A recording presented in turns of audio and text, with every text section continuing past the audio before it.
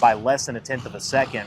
But also, how do you live up to our last trip here when Thomas Meserol gets it on the last lap, and we even have impromptu gymnastics in victory lane? Well, Brian, I'm going to give you a very disappointing answer. I don't know how we live up to both of those, but we're going to sure try tonight. And last night, like you said, there was a long period of time where we really didn't know which line was going to prevail. You kind of mentioned it on the broadcast. Cale Drake kind of had that I-30 line where he get up top and kind of cut through the middle, was able to get speed off the corner. But as I talked about as well, in the middle of the race, the bottom came around. Kevin Thomas Jr. was the first one to find it, and it almost got him to victory lane for the first time since 2019 when we were out in Arizona for the Western World. But last time I should say, we were here too. Team Ez falling in victory lane. The finish was great, but I think the highlight was Team Ez falling in victory lane. Like I said, I have zero idea how we're going to top either one of those here tonight, but we're sure going to try. Certainly glad to be here. We had said we expect about a field of 40 each night. We ended up with 39 last night. A couple of drivers from last night not able to make it. We've already picked up one to replace that. It'll be interesting to see the lineup of drivers we get here. In fact, you had a chance to talk to one of those drivers who normally we don't see him behind the wheel. We see him behind the wrench. Yeah, that's Jacob Boxwell. Of course, he's been a veteran, and it's funny to say he's a veteran because he's still a very young guy in the USAC Midwest Thunder Speed 2 Midget ranks, but he's been crewing on the Four Kings racing cars along with Matt Westfall's Ray Marshall sprint car program he was a part of last year while racing at the same time too, and he's really worked for this opportunity. I mentioned it in this interview we're going to listen here in a second. I think the common misconception today is these drivers just get in a car and go. That's not the case with Jacob Boxwell. He's truly worked for this opportunity to be a part of Indiana Midget Week for 2025. Let's go in and check in and see what he had to say.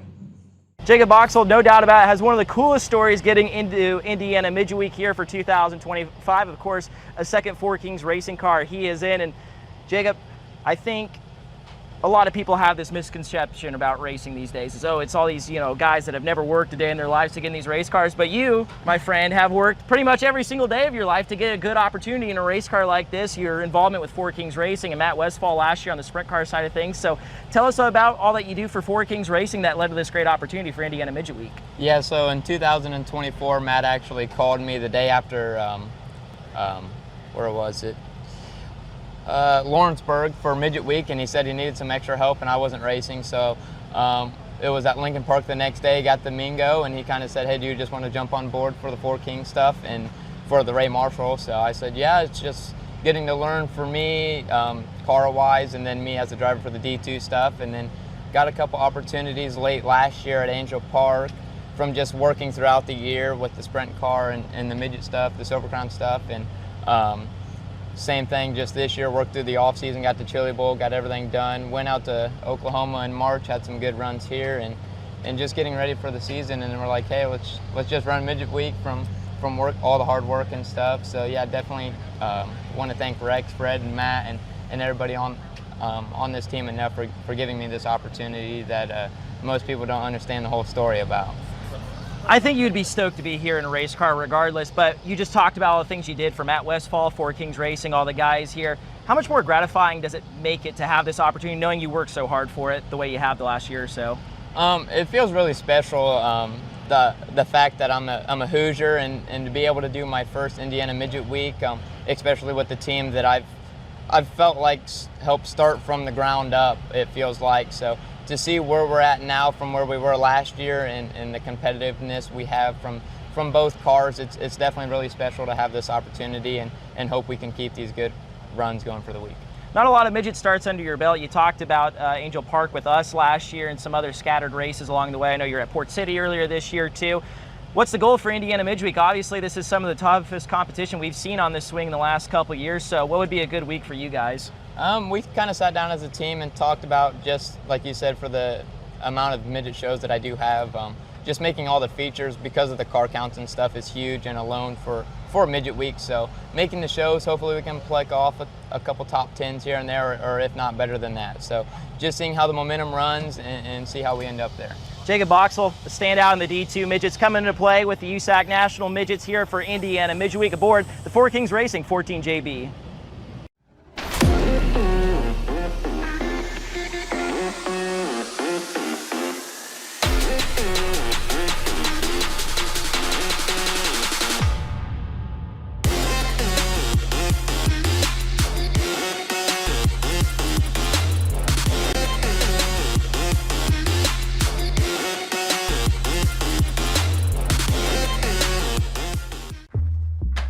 Whatever you drive, however you drive. AMSOIL specially engineers lubricants to maximize power, performance, and protection in your vehicles, so you can work hard and play hard with confidence.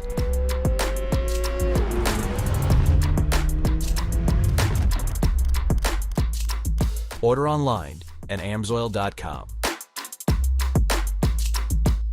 Are you looking for a new race car hauler, trailer, or easy-go golf cart? What about something dependable? How about buying from someone you can depend on? Contact Elliott's Custom Trailers and Carts. They're a certified Featherlight dealer with all kinds of trailers and other products to fit your needs. Located just 2 hours north of downtown Indianapolis, Elliott's Custom Trailers will deliver your trailer or cart anywhere in the United States. No matter where you're from or what you're looking for, the goal is always the same: ultimate customer satisfaction. So don't wait. Contact Elliott's today and find a trailer or golf cart that fits your needs.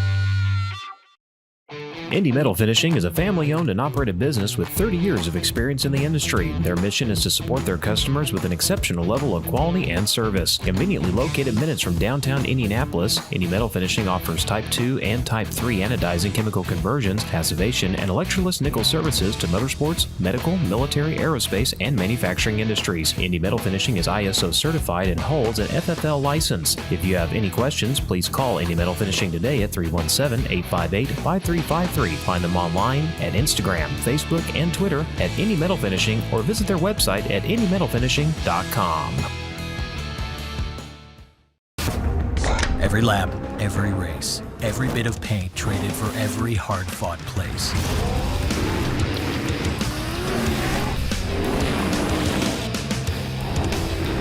Every checkered flag and trophy raised. Every ounce of dirt, sweat, and gears.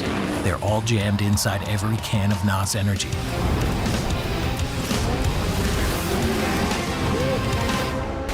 Go ahead, open up a can. Go harder, faster, stronger with Rod End Supply. Whether you are running industrial, farming equipment, or a race car, Rod End Supply has the assortment of rod ends, radius rods, and specialty products that will help you lead the field in performance. Our superior design means our rod ends last longer and perform better, giving you the edge on the track and saving you money. Contact Rod End Supply or order online today at rodendsupply.com. We don't just sell them, we race them. rodendsupply.com. Serving the racing community for over 30 years. Power up your ride with True Brand Fuel Joules, the only time-release fuel treatment on the market. Fuel Joules cleans and lubricates while restoring power and performance, and its patented time-release formula increases fuel economy by up to 7%, saving you money at the pump, tank full after tank full. Plus, Fuel Joules races for a cause. We partner with the National Breast Cancer Foundation to fund life-saving early detection screenings for women in need. Visit TrueBrandProducts.com to get your bottle today. Sprint car fans, the wait is over. The Western World Championship is back, and this year we're making the Western World great again. Avante Windows and Doors and AME Electrical have teamed up to bring you the biggest purse in Western World history. $15,000 to win, plus $15,000 in lap money. The best sprint car drivers in the country are storming into Central Arizona Raceway, battling for bragging rights, big money, and a legacy that lasts forever. This is the biggest sprint car race in Arizona. This is tradition, and this is War on Dirt. It's the Western World Championship. Are you ready? Make the Western World great again.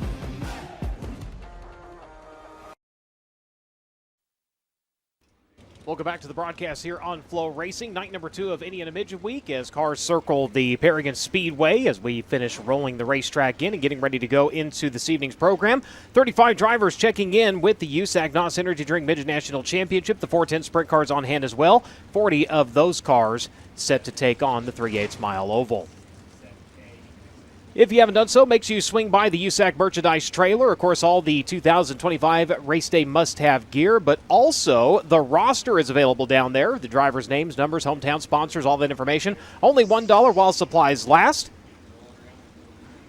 And as the cars continue to make their way around the Speedway, they'll get some heat. They'll roll the track in. Let's check in with Drake York. Thank you so much, Brian. Welcome to night number 2 of the 2025 Indiana Midget Week here at Paragon Speedway. And for those of you race fans that may have never watched a race live from Paragon Speedway, boy, you're in for a treat here tonight. One of the gems in Indiana when it comes to dirt track racing. And one of the unique things about this racetrack, the pond. It's one of the few dirt tracks I can think of across the world. I know there's a few in Wisconsin, especially that have ponds or lakes, if you will. In the middle, IRP's got one, but very cool to see it here in a dirt track in Indiana. And not too many guys have ended up in the pond over the years here at Paragon. Let's hope we keep it that way here later tonight as we embark on night number 2 of Indiana Midget Week. With that being said, let's take a look at our points. Starting at our season-long NOS Earn to Drink USAC National Midget Championship point standings, headed into tonight's round at the Paragon Speedway. Justin Grant, of course, in pursuit of that elusive first national midget title, currently leads the way with 430 points. Cale Drake bumps up to second after his win last night at the Circle City Raceway. He is 30 points behind. Kenan McIntosh falls to third, Logan Seavey fourth, and Jacob Denny 78 points behind, round out the top 5. It's Kevin Thomas Jr., Gavin Miller, Steven Snyder Jr., Drake Edwards, and Kyle Jones. And with that being said, still the early days here in the 2025 Indiana Midget Week, but let's take a look at your point standings heading into tonight. And as you can imagine, with only one race completed, things are tight at the top of the standings. Cale Drake, once again, hot off of last night's win at Circle City, leads the way with 78 points. KTJ, Kevin Thomas Jr. is 1 point behind him headed into tonight. Carter Sarf is in third, 5 points behind. Then it's Jason Persley, Justin Graham, Logan Seavey. Feel Good Stories in 7th and 8th with Zach Weigel 7th and Hayden Reinbold 8th, Zach Dom 9th, and Jacob Denny rounding out your top 10 in that Indiana Midget Week point standings. And as we always do here on the USAC on FloRacing broadcast, let's take a look at our Dirt Draft Driver v Driver lineup. Of course, you can play along with the USAC drivers at home. Make sure you lock in your lineup before the start of heat race number 1. Tonight, we got Cale Coons. Yes, Cale Coons won again last night in the Driver v Driver matchup. He goes up against Steven Snyder Jr. We'll talk about Cale Coons' lineup first. He's on the left-hand side of your screen. You can find him post-race in the public lobby when you search at USAC Driver 1. He's got Kevin Thomas Jr., Drake Edwards, Steven Snyder Jr., Kyle Jones, and Kyle Cummins. In his opposition, as I said, Steven Snyder Jr. He's got Carter Sarf, Thomas Meserol, Drake Edwards, himself, and Ethan Mitchell. And reminder, lock in your lineups before the start of heat race number 1. See if you can beat the USAC drivers tonight on Dirt Draft. Well, one of the drivers, I think that was one of the favorites heading into Indiana Midget Week, starting last night at Circle City Raceway, was the 71K of Kenan McIntosh. Of course, he's enjoyed successes all over the country in midget competition, but I know he really wants an Indiana Midget Week title to his trophy mantle as well. And let's not forget, last time we were here at the Paragon Speedway back in 2021, it looked like he had the race all sewn up. Sure, Thomas Meserol was hot on his heels. He got in the grease entering turn number 3, slid up the racetrack. That allowed Team S to slide to the inside and take the win. No doubt about it, a heartbreaking loss for Kenan McIntosh, and we were talking about that earlier today. He said, it was just a mistake on my part, but the reason I'm talking about Kenan McIntosh is already he is behind the 8 ball in Indiana Midget Week, was dead last at Circle City last night. Of course, had that dust up with Gunnar Setzer, actually bent part of the frame on that race car. So they've had to ditch the primary already for Indiana Midget Week, and they're in a backup car tonight, but Kenan's feeling really good about his chances. Obviously, the conversation of the week has been, are we going to get all 6 nights in? And Kenan McIntosh, if he wants to fight his way back into the title fight of Indiana Midget Week, he's really going to need the rain to stay away all Indiana Midget Week long. I'm saying don't count out Kenan McIntosh, especially at Paragon. He's going to want redemption after that 2021 loss here tonight. Thank you very much. Cars continuing to make their way around the Paragon Speedway. They'll start to shuffle off here in a little bit. We'll whittle it down as we get ready to roll into Dirt Draft Hot Laps. It is Indiana Midget Week, and that means it's time to fire up your fantasy lineup on Dirt Draft. Whether you're trackside or watching on FloRacing, you can now create your very own Midget League. Go head-to-head with your friends, your crew, or even the guy in turn 4 that thinks he knows everything about midget racing just to prove him wrong. Every race counts, every pick matters, and at the end of the week, somebody walks away with bragging rights as the 2025 Indiana Midget Week Fantasy Champion. And get this, new subscribers score a free USAC t-shirt. You get that just for signing up. That's right, sign up, get a shirt, win some glory. So what are you waiting for? Download the Dirt Draft app or go to dirtdraft.com now. Draft your drivers, build your league, claim your shirt, and see who really knows their midgets.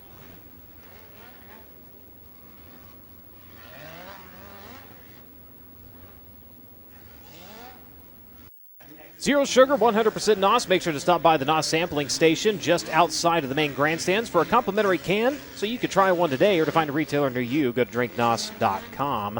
Why choose AMSOIL lubricants? Well, 3 reasons: power, performance, and protection. They're designed specifically and engineered for the way you drive and how you drive. Visit amsoil.com to learn more. Don't forget, throughout the 2025 season, you can be part of the action with a chance to win with Play USAC, offering you, the fans, ways to put money on your favorite drivers with top sports books and daily fantasy providers offering odds and exclusive sign-up offers for USAC racing fans. There's never been a better time to give it a try. Go to nxtbets.com/playusac for more information, or scan the code on the broadcast to see what's available in your state. Void where prohibited, must be 21 years or older to participate. Play responsibly. Fight back against addiction at 1-800-GAMBLER. NXTBets.com supplying the odds to the United States Auto Club. They put Justin Grant as the odds-on favorite tonight at plus 369. Cannon McIntosh at a plus 382. Kevin Thomas Jr. a little bit further back at an 866. And Kyle Cummins, one of the long shot drivers, 2640 is what they are putting his odds on for tonight. Again, those odds provided to the United States Auto Club by NXT Bets.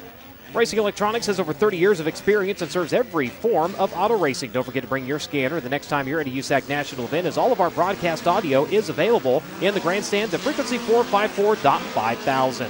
Learn more at racingelectronics.com or call 1-800-272-7111. Cars whittled down to Dirt Draft Hot Lap session number 1, and with that we do go to green.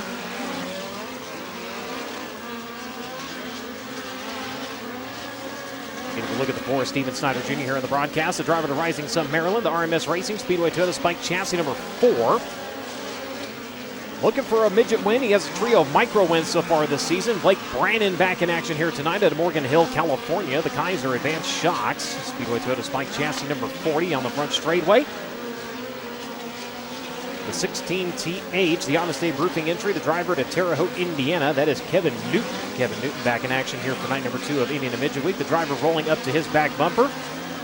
Oh, so close and in contention for a win last night. Just not quite able to get there. Carter Sarf at Mason City, Illinois, driving the Provisio Speedway Toyota Spike chassis. Clearview Glass, Jamie Sarf Construction at number 21K. 71W of Daniel Harding, also on track. Harding, one of the drivers out of Perth, Western Australia, driving the QV Automotive Mining Marine, GRD Chevrolet Spike chassis number 71. As Dirt Draft Hot Lap session number 1 going to come to a close, Justin Grant, the NOS Energy, Toyota Racing Development, Mobile 1, CB Industries number 87, with the fastest lap time so far at 15.254, 15254 seconds. Steven Snyder Jr., 15.714. Carter Sarf at 15.791. Cannon McIntosh at 15.861. And Blake Brannon, 15.911 seconds. Your 5 quickest drivers in Dirt Draft Hot Lap session number 1.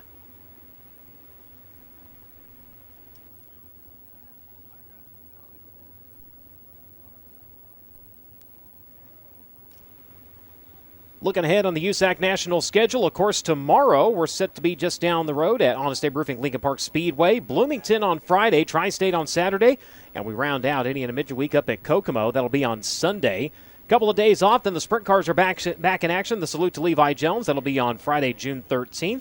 Silver Crown Series at the Gateway Showdown, that's going to be at Worldwide Technology Raceway. That is during the Bommarito 500 weekend with the NTT IndyCar Series. That'll be on Saturday, June 14th. After that, we head east. Eastern Storm going to kick off at Grandview on June 17th. Be at Grandview, Bridgeport, Big Diamond, Williams Grove, Port Royal with a doubleheader with a Silver Crown Series on hand as well. And it all wraps up at Action Track USA. For more information on these events and every event happening with the United States Auto Club, you can go online to usacracing.com. Since 1998, that is the only website fully dedicated to USAC Racing, and it remains unchanged. That's usacracing.com. Of course, if you can't be there live since 2019, the burning question on social media, is it live on Flow? The answer, yes.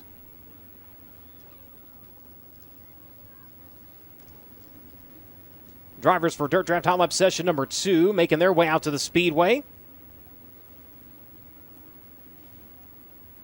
Preston Norbury at Chino Valley, Arizona. The Kodiak Products, Coyote Race Cars, Temperature Control, Heating, Cooling, Plumbing, and Electric. Beals Auto Body number 77AZ.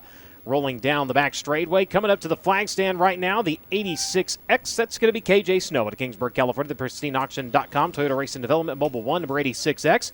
Driver rolling in behind him, Gavin Miller, the Sound Gear, TRD, Mobile 1, Curb Records, Toyota number 97. Kevin Thomas Jr. in the hunt for the win last night up at Circle City. The driver to Coleman, Alabama, making his way through turns 1 and 2, driving the Inferno Armor, Metalloid 1, ShopPinker.com. Acro Seal, Stanton Link chassis number 14. He'll make his way onto the back straightaway. Zach Weigel out of Belpre, Ohio, making his first start of the season last night. Behind the wheel of the Cornell Racing Stables, Belling Racing Equipment, Stamp Triple X Chassis number 8 machine. A couple of more drivers to tell you about on track. One of them, Trey Marcham out of Newcastle, Oklahoma. He rolls onto the back straightaway, driving the Schmitz Incorporated Paintball Dave, Gateway Paintball, DKW Pipeline number 85. Again, that's Marcham in 85. Kyle Cummins out of Princeton, Indiana, the Oshweekend Speedway, Elite, Avante Windows Indoors. Glenn Steyer's racing number 3G. He makes his way towards turn number 3 right now. And the 71H is on track. That is Mason Hannigan out of Pittsboro, Indiana, the Town Line Variety, Brown & Miller Racing Solutions, Spike Speedway Toyota, Hills Racing, number 71H. Field will wind up. The wave of the green flag. We're underway here in Dirt Draft Hot Lap session number 2.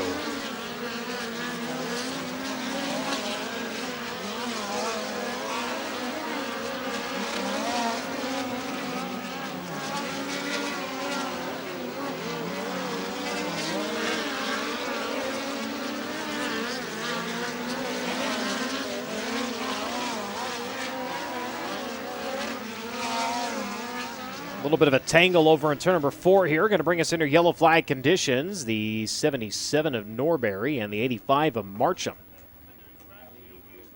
coming together and coming to a stop over in the 4th turn.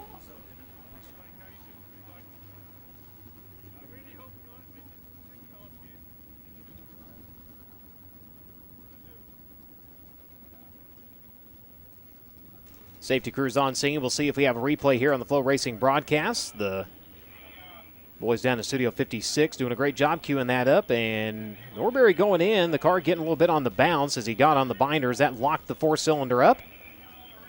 And from there, he was pretty much along for the ride here. As you see, the rear tires have come to a stop. He was able to finally get it rolling there. But Marcham with nowhere to go, and that number 85 came in, clobbers the right rear. We'll see if both drivers are able to make repairs and make their way out for Honest Abe Roofing qualifying. That'll be coming up here in just a little bit.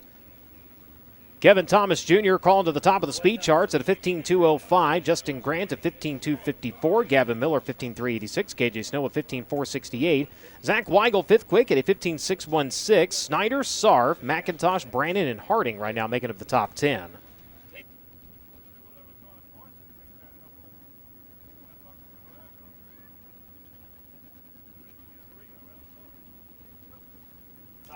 Cookout presents always fresh, never frozen burgers, barbecue, hot dogs, all cooked fresh every day. And get this, over 40 different flavors of shakes, prepared fresh and made by hand every day. It's all yours. Find a Cookout location near you. Visit cookout.com.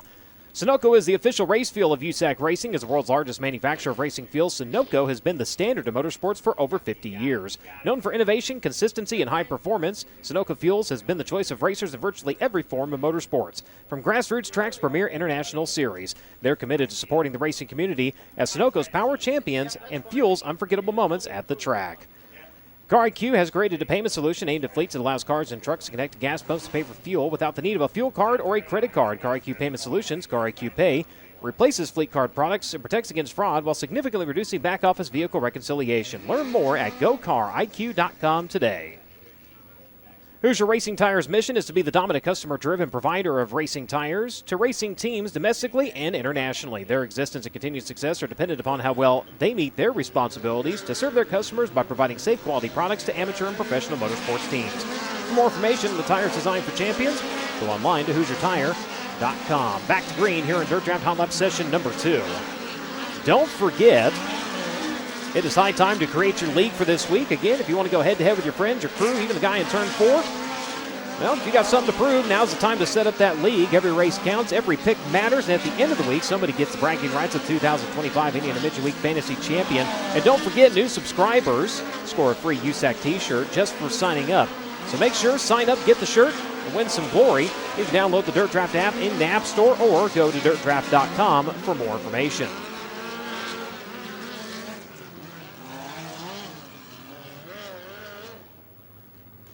Even here in Dirt Draft Hot Lap, starting to get closer and closer to the track record. One Kyle Larson establishing that in June of 2020. A 14.813 second lap, 91.136 average miles per hour. Kevin Thomas Jr. just about into the 14-second bracket, a 15.060 for the driver, the number 14. Justin Grant, a 15.254. Gavin Miller, 15.334. KJ Snow, a 15.356. And Kyle Cummins, a 15.416 second lap. make up the 5 quickest drivers so far. 2 in, 2 to go here in Dirt Draft Hot Lap sessions for the USAC NOS Energy Drink Midget National Championship.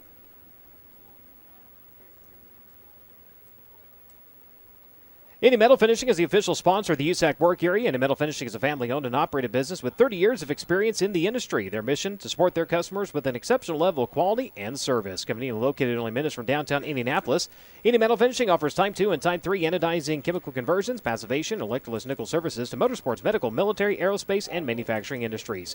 Indy Metal Finishing is ISO certified and holds an FFL license. Visit them online at indymetalfinishing.com for more information.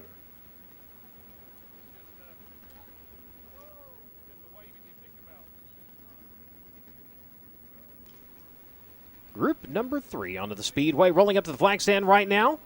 Getting upside down and looking for some redemption here. Gunnar Setzer out of Columbus, Indiana, driver of the Midwest Tube Mills, Stanton Link Chassis. The Cure starts now, Bar Property. Setzer fabricating number 43. The crew is dad. They're up to about 5 o'clock this morning, putting that car back together and getting ready to get back on track here tonight. Onto the back straightaway, Corbin Ruschenberg at Mesa, Arizona, the CBC Steel Building. Stanton Spike Chassis number 26.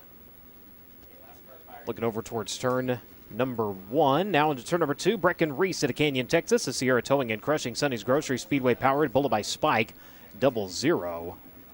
The 14 JB, we're able to talk to him earlier. Jacob Boxell at Zanesville, Indiana, driving the Metalloid 1, ShopBiggerDuck.com, driven performance, advanced racing suspension, 4 Kings, number 14 JB.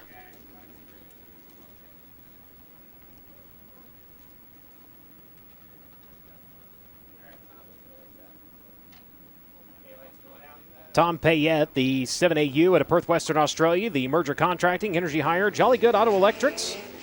Hose Force number 7AU going to come around, and the green flag going to fly right as he makes his way past the flag stand. The 19M going to find the green flag, and he'll come to speed. That's Ethan Mitchell of Bundy out of Mooresville, North Carolina. The Millbridge Speedway, FK Indy, Walker Filtration, Mark 4, the Joyous Seating, number 19M. One of the few cars in the field powered by Honda. As he'll roll by the flag stand, giving chase to him, the 67K, Colton Robinson out of Titusville, Florida, the Precise Tooling Solutions, TRD Mobile 1, number 67. He streaks onto the back straightaway. The 97, driving to Collinsville, Oklahoma, the Eibach Toyota KKM Give Back Classic entry, Kel Drake at speed around to the front straightaway. Logan Seavey out of Sutter, California, the Indy Power Sports, Prime 47, CTCPA's Advocates Racing, High Performance Lubricant, Stanton Spike, number 57. As the 27X here on the front stretch into turns 1 and 2, rolling slow. That is Kyle Jones. As they'll go under yellow flag conditions here with the checkered flag flying in Dirt Draft Hot Lap session number 3. Gunnar Setzer, quickest driver on track. He's second quick overall at a 15.231. Kevin Thomas Jr. remains atop of the speed charts at 15.060.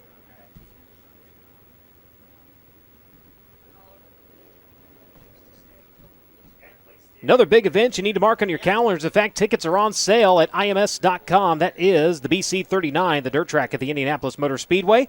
That is taking place on Tuesday, July 1st and Wednesday, July 2nd. Again, you can get your tickets now when you shop online with Indianapolis Motor Speedway. But the one they all want to add to the trophy case, you put it right up there with the Chili Bowl Nationals, Turkey Night Grand Prix. But that is the BC39, the dirt track at Indianapolis Motor Speedway. 4th of July weekend. That is July 1st and 2nd up at the racing capital of the world.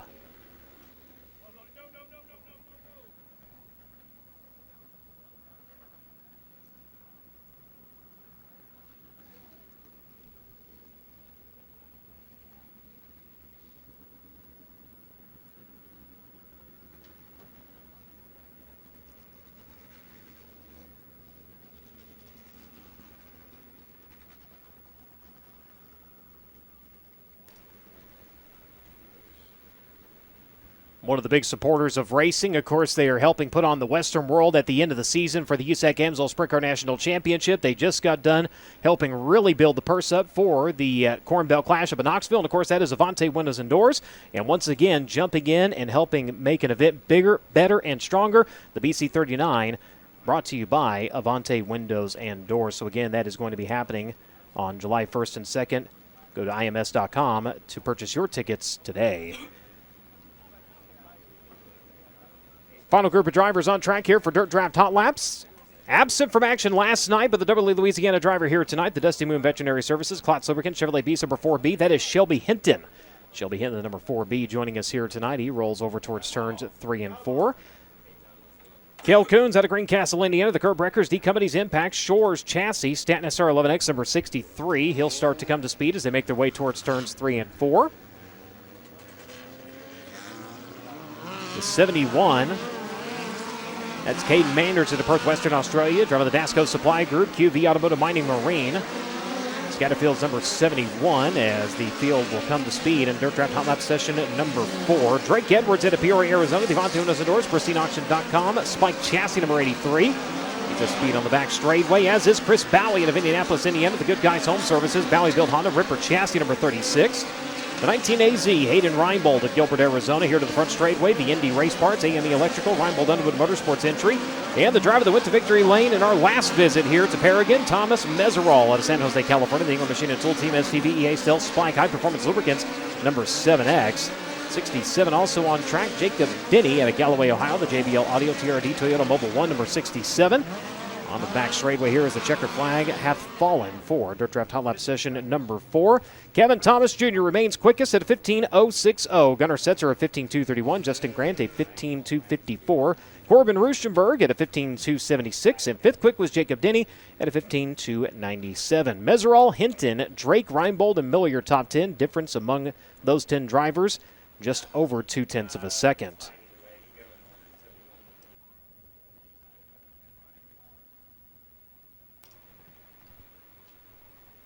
Honda State Roofing qualifying going to be coming up next for the USAC NOS Energy Drink Midget National Championship. An extra $150 to tonight's Honest Abe Roofing Quick Qualifier. Honest Abe, America's reliable roofer, will represent the Fast Qualifying Award for all 3 USAC National divisions throughout the 2025 season. Honest Abe has been installing, repairing, and maintaining residential roofs since 2005, and they want to give you the perfect roof to protect your home and keep you comfortable. Honest Abe provides the fastest service in the roofing industry, and they're supporting the fastest driver in qualifications. Visit honestaberoofing.com today to schedule your free roof inspection.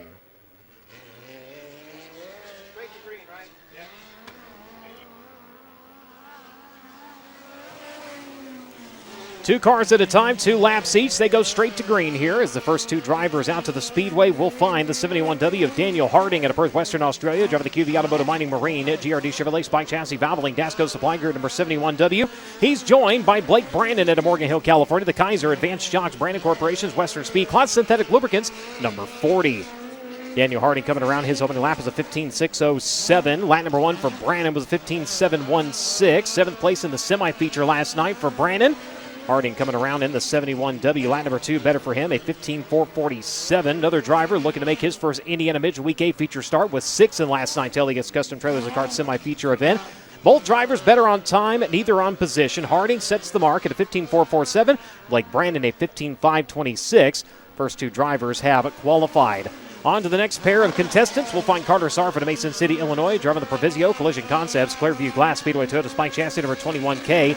He'll be joined on track by the 8AU. That is Jake Robinson in Perth, Western Australia, driving the Mannington Toyota Monty Farms Alliance Surveying Toyota Link Chassis driven Midwest number 8AU.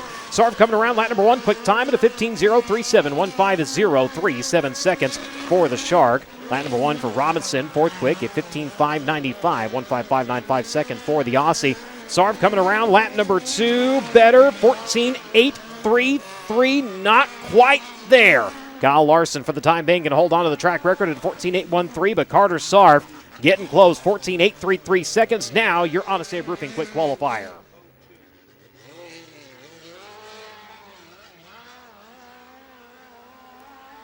Next 2 drivers out to the Speedway, Cannon McIntosh out of Bixby, Oklahoma, bringing the backup car down to the Mobile 1 TRD Curb Breakers Toyota KKM Kermagajani number 71K. He's joined by Steven Snyder Jr. to Rising Sun, Maryland, the RMS Racing EnviroFab, Valco, MPV Logistics, Spike Speedway Toyota Power number 4. Lap number 1 for Cannon McIntosh, second quick of 15.132, 15.132 seconds for the driver of the number 71K. Snyder coming around, 20th place last night up at Circle City. He'll take over the second spot at a 15.121. Cannon fires off at turn number 4. Lap number 2 for him will be slower, a 15.368, 15.132 in his opening lap. He sits third quick right now. Steven Snyder coming around, lap number 2, better on time, not position, 15.092 for the driver of the number 4. Out to the Speedway now. Justin Grant to Devine, California. The NOS Energy Drink, PristineAuction.com, Mobile One Toyota Racing Development, CB Industries, Speedway Toyota Spike number 87, joined by Kevin Newton in the Honest Abe Roofing Esslinger Spike. Second Law Motorsports number 16 TH. Round on lap number 1 for Justin Grant at 15.052. He'll jump to second quick in the NOS Energy number 87. Semi-feature finish last night for Kevin Newton. His opening lap is going to be 7th quick at a 15.571. Grant in the 87 around on lap number 2. Better on time, not position, 15.018. Still second quick for the driver who was 7th last night up at Circle City. Newton coming around in his second attempt. And lap number 1 will be his best time at a 15.571, a 15.605 on lap number 2. They're still chasing Carter Sarf, a 14.833 second lap for the driver of the number 21. Driver to Coleman, Alabama on track now. The Inferno Armor Metalloid 1, ShopAngerDuck.com, Acro Seal, Advanced Racing Suspension, driven for performance number 14. It's going to be Kevin Thomas Jr. He'll be joined by KJ Snow at Kingsburg, California. The PristineAuction.com, Toyota Racing Development, Mobile 1, Speedway Toyota Spike Chassis number 86. KTJ around on his opening lap. He'll go 5th quick at a 15.311. Snow going to go 7th quick at a 15.501. Metalloid 1, number 14, coming around lap number 2 of 15.216. Better on time, still 5th quick for the driver that battled out last night all the way to the end. Ended up second place up at Circle City. KJ Snow going to come around in the 86, and he's going to jump to the 5th spot at 15.182 in his second lap. So Carter Sarf still remains quickest at 14.833. Justin Grant at 15.018. Steven Snyder Jr. at 15.092. McIntosh at a 15.132. And KJ Snow now 5th quick at a 15.182 second lap. The 77AZ of Preston Norbury out to the Speedway. Norbury at Chino Valley, Arizona. Driver the Kodiak Products, Coyote Race Cars, Temperature Control, Heating, Cooling, Plumbing, and Electric. Bill's Auto Body number 77.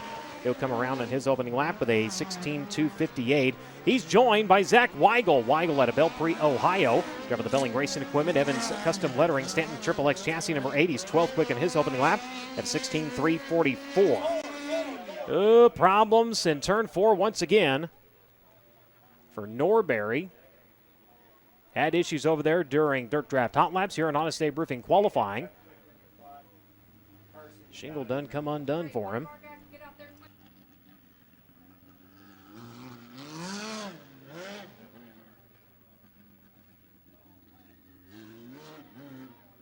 So both drivers getting 1 lap in. They still have 1 lap to go here in Honest Abe Roofing qualifying. Once we get the 77 pointed back in the correct direction and refired, we'll see if he's able to go the distance. Again, Carter Sarf, a 14.833. He remains your quick qualifier. A dozen drivers out of the 35 who have checked in have made their way out to the clay so far here during Honest Abe Roofing qualifying.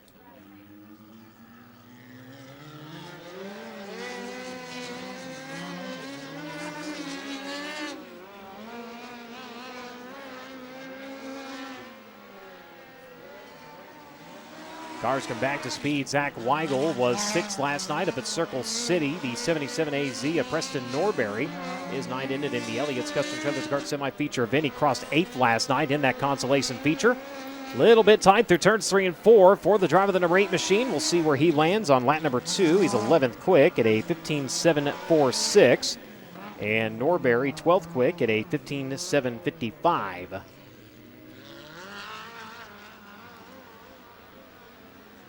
Next 2 drivers out to the Speedway. We'll find Kyle Cummins. He's out of Princeton, Indiana. Driver the Oshweekend Speedway Elite Avante Windows and Doors SR11X Spike Chassis number 3G. He'll be joined by Kyle Jones. Jones out of Kennedale, Texas, driving the Joyner Motorsports, Belling Racing Equipment, Stanton Spike, Valco Wheels, Rush Race Gear number 27X. Kyle Cummins coming around 8 quick in his opening lap of 15.490. 15490 second for the driver of the number 3G. Kyle Jones at speed to the front straightaway, a 16.670. 14th fastest currently for the driver of the number 27X. Cummins around on lap number 2, improves by 1. He'll go to 7th quick at a 15.226. And Jones in the 27. His second lap will be better on time, not position, a 16.511 still. 14th for the driver of the number 27. Gavin Miller onto the Speedway in the Sound Gear, TRD, Mobile One, Curb Breakers, Toyota, KKM, Kerbig and Janie, and Link Speedway Toyota Power number 97. They'll be joined by the 71H. That is Mason Hannigan out of Pittsboro, Indiana. Driver of the Brown & Miller Racing Solutions. Tailline Variety, CigarPort.ca. Rainbow Seamless Guttering Hills Racing number 71. Gavin Miller, 8th quick in his opening lap at a 15.251. 1.525 seconds for the driver of the number 97.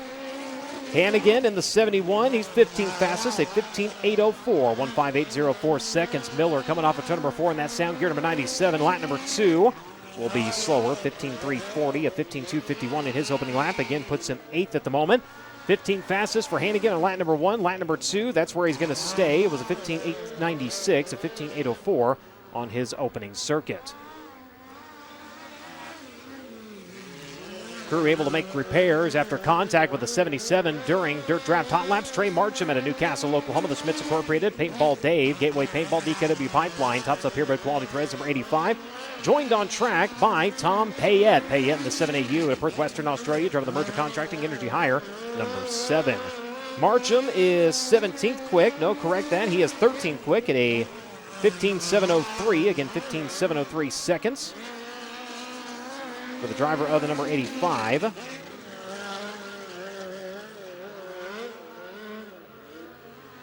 Second time around, he's 9th quick at a 15.358. Payette, his opening lap is a 15.580. Lap number 2, a 15.603. So he'll stand on his opening lap. That puts him 13th currently.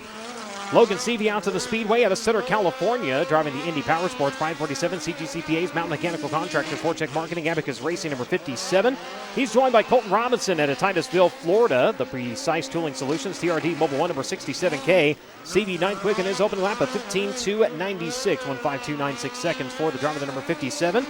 Robinson coming around 8th quick at a 15.310. Seavey off at turn number 4 onto the front straightaway. Lap number 2 going to be slower, a 15.417. Lap number 1, a 15.296 for him. And Robinson going to jump to 6th quick on his second lap, a 15.212. Good improvement for the driver of the number 67K. On to the Speedway now. Last night's feature winner up at Circle City, driving the Eibach Toyota KKM Give Back Classic Curb Breaker Speedway Total Link Chassis Car Packaging number 97K. This is Cale Drake. Cale Drake in the 97K. Joined by Corbin Ruschenberg. Ruschenberg in Mesa, Arizona. Driver the CBC Steel Building, Stanton Spike Chassis, Arizona Luxury Garage, NB2 Industries number 26. Cale Drake, 13th quick in his opening lap of 15.523. 15.523 seconds for the driver of the number 97. Ruschenberg was 15th at a 15.533. As Drake better on lap number 2, 10th quick for the driver of the number 97K. Ruschenberg likewise better. He'll jump to 6th quick at a 15.193.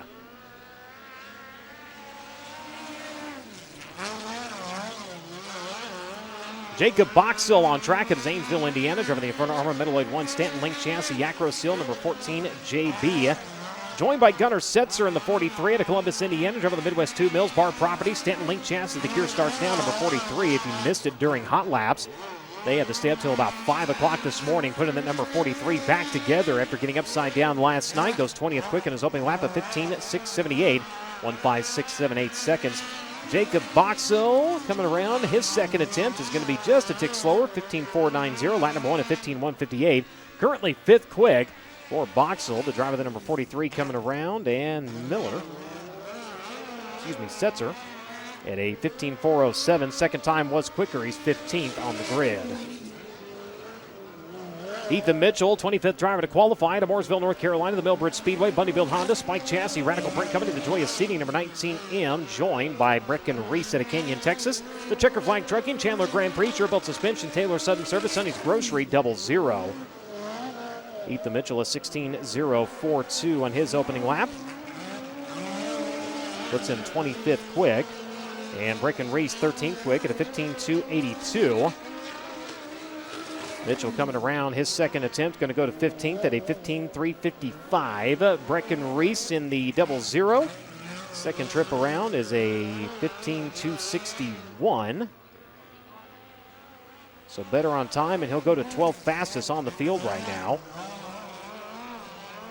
Sun's going to start to peek out, and Zach Dom's going to make his way onto the Speedway in a Pocahontas, Illinois, driving the Odell Trucking Speedway Toyota Link Chassis number 5D. Joined on track by Chris Bowie out of Indianapolis, Indiana, the Good Guys Home Services, Bowie Built Honda Ripper Chassis, Nitro Alley Graphics number 36. Dom on the 5, 13th quick in his opening lap of 15.269. Bowie, 27th quick at a 16.451. Second time by for Zach Dom, a little bit slower, was a 15.372. So 13th with his opening lap at a 15.269. And Bowie coming around lap number 2 will improve to a 15.837, still 27th on the field.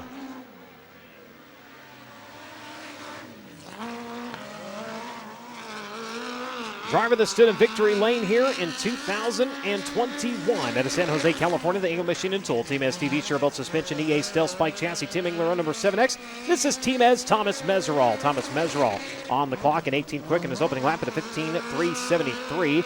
Other driver on track, that's Caden Manders of Perth, Western Australia. Driver the Dasco Supply Group, Valvoline, QV Automotive Mining Marine, and Scatterfield's number 71. Turns a 15.339 in his opening lap. Meserol, lap number 2, going to be 2/10 slower, a 15.512, a 15.373 on his opening lap. He is 19th.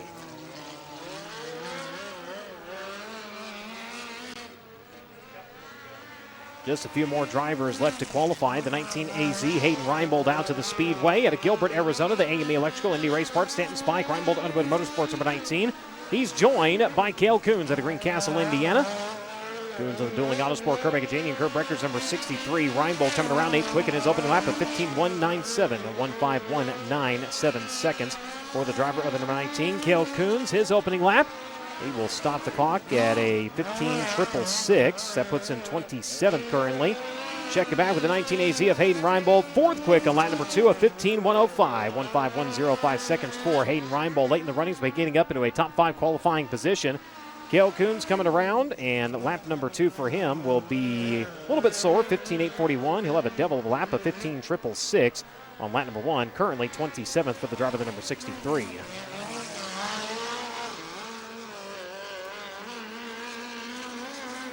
Contestants 33 and 34 out to the Speedway. Jacob Denny at Galloway, Ohio. The JBL Auto TRD Toyota Mobile 1, number 67. He'll come around in his opening lap, 21st quick at 15.373. Shelby Hinton joining him. In the Client Enterprises, Dusty Moon Veterinary Services, Chevrolet Beast number 4B, 34th quick on his opening lap, a 15.431.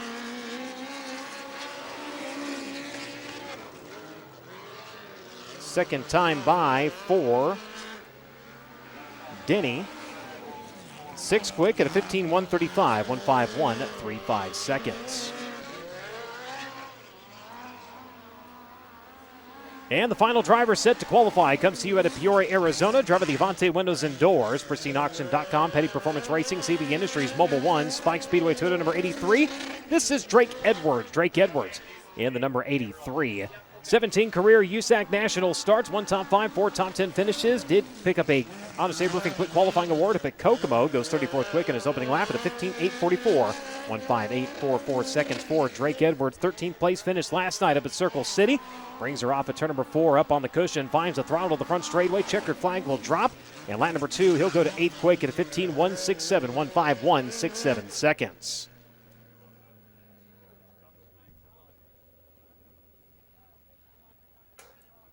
Attention sprint cars, 410 sprint cars to the lineup chute. D-Transport 410 sprint cars to the lineup chute. It is your turn for hot laps and qualifying. 5th quick tonight was Cannon McIntosh. 4th was Hayden Reinbold. 3rd was Steven Snyder Jr. 2nd was Justin Grant. And ladies and gentlemen, in Mason City, Illinois, in the Provisio Collision Concepts Speedway Spike number 21K. Race fans, give him a hand. Carter Sarf, tonight's Honest Abe Roofing Quick Qualifier.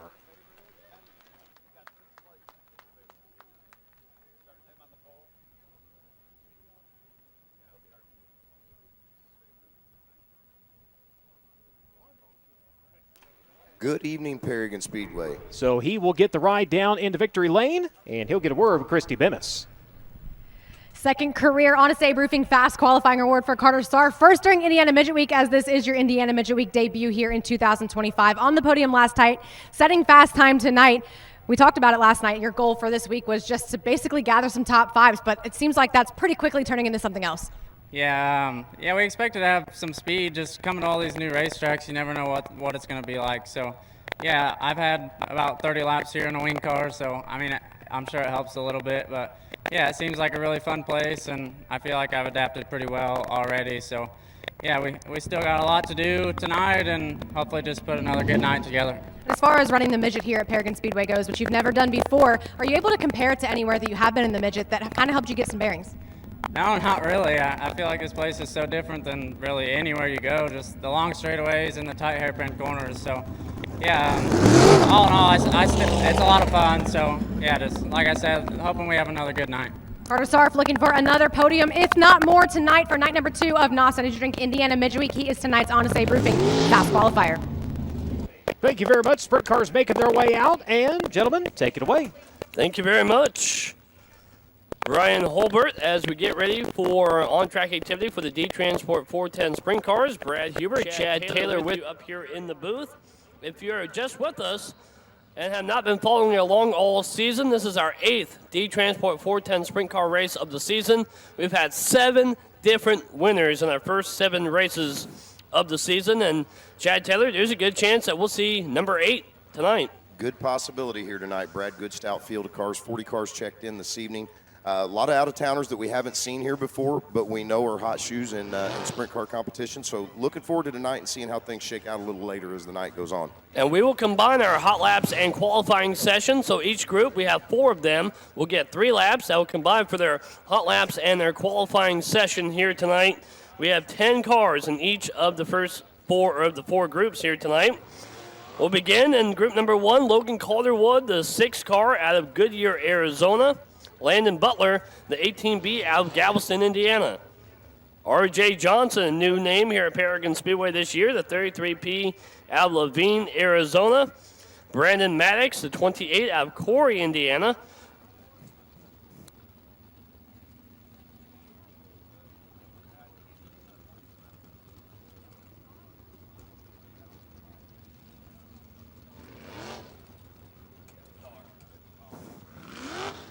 We have Ricky Lewis, the 41 out of Camarillo, California. He won here a few weeks ago in the Chuckamatti Classic, the 68. Josh Lane, the 67L out of Martinsville. Jackson Sloan, the 16 out of Noblesville, Indiana.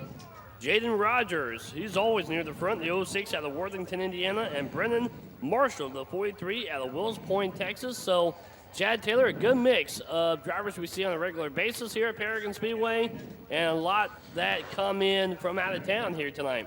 Absolutely. We have seen Ricky Lewis in Victory Lane here, but you can't ever take your eye off of Jaden Rogers. He's cut his teeth here at the Paragon Speedway, turned a lot of laps growing up. Always one to keep your eye on, but the field is stacked tonight, no doubt. No doubt. You can't take your eye off any of these guys at any time. 40 cars here. That means almost half will be going home before we have our 25-lap feature later on tonight here at Paragon Speedway. Looking forward to seeing what plays out. We've been doing the ticket to Tulsa throughout the season. Tonight is not one of those nights, but for those of you that are new to Paragon Speedway, we've been having 5 races already this year for Ticket to Tulsa. That's a combined effort between 4 Performance, the sponsor, Paragon Speedway, Bloomington Speedway.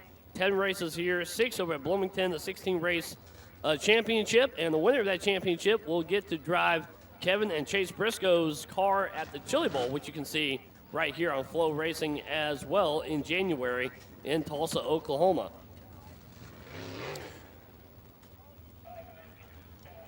The next race for the Ticket to Tulsa, I believe, will be a week from Saturday here at Paragon Speedway, race number 6. Lights are out, about to go green flag here, Brad, in just a couple seconds. This will be our first group of hot laps and qualifying for our D's 410 sprint cars here tonight. And again, these will set the field for the heat races to come here in a little bit as the green flag flies.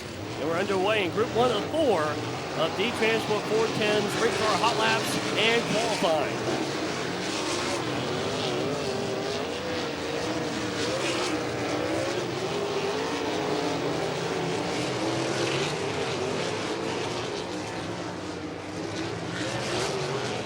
A little high there in turns 1 and 2. Keeps it going as we get lap count and times coming through the KBC flag stand. And the quickest so far is Brandon Maddox at 15.291, followed by RJ Johnson at 15.582. RJ Johnson jumps to the top of the charts at 15.235. R.J. Johnson looked really stout last night in the beginning of the night, and as the night wore on, it seemed like the car just a little too tight for him, but definitely one to keep your eye on, Brad. He's a West Coast racer that comes with a good hot shoe, so looking forward to seeing what RJ's got here as we see Ricky Lewis up and over the berm in turns 3 and 4. Ricky Lewis always making things exciting here at Paragon Speedway, but R.J. Johnson was the quickest in group number 1 by about a half a tenth over Brandon Maddox at 15.291. Jackson Sloan was 3rd. Logan Calderwood was 4th. Ricky Lewis 5th. Jaden Rogers 6th. R.J. Miller 7th. Josh Lane 8th. Brandon Marshall and Landon Butler make up group 1. And Chad, you want to go through group 2? Yes, sir. We can do that right now, Brad. The 24M of Hunter Maddox out of Bloomington, Indiana. The 2 of Evan Mosley out of LaPel. The 16B of Harley Burns. We saw Harley encounter some unwanted attention last night there at Circle City and taken out as he was running. If I'm not mistaken, he was running 4th. So tough break for him last night, but he's here tonight looking to right things. Got the 22 of Brandon Maddox out of Nashville, Indiana. The 16K of Colin Parker. The 42 AU of Nathan Smee out of Sydney, New South Wales. Cameron LaRose out of Phoenix, Arizona in the 13P. The 77 of Todd Hobson. We've seen Todd Hobson here throughout the season. I believe he's our second in points right now, and running pretty stout here this season, Brad. The 16B of James Boyd and the 6 of Isaac Chappell out of Willow Branch, Indiana will make up the second group of D's 410 sprints qualifying and hot laps. We talk about drivers coming from out of town. How about out of the country? We have 2 from Australia in this group. You mentioned Nathan Smee from Sydney and Todd Hobson from Clyde. Todd Hobson is our points leader at Paragon Speedway by 8 over Jordan Kinzer coming into the night. He has not won yet, but he's been Mr. Consistency. Harley Burns got a win back on April the 12th in the first race, or it was the Midwest Thunder race here at Paragon Speedway that he won back on April the 12th, so another stout group. Brandon Spencer always near the front as well.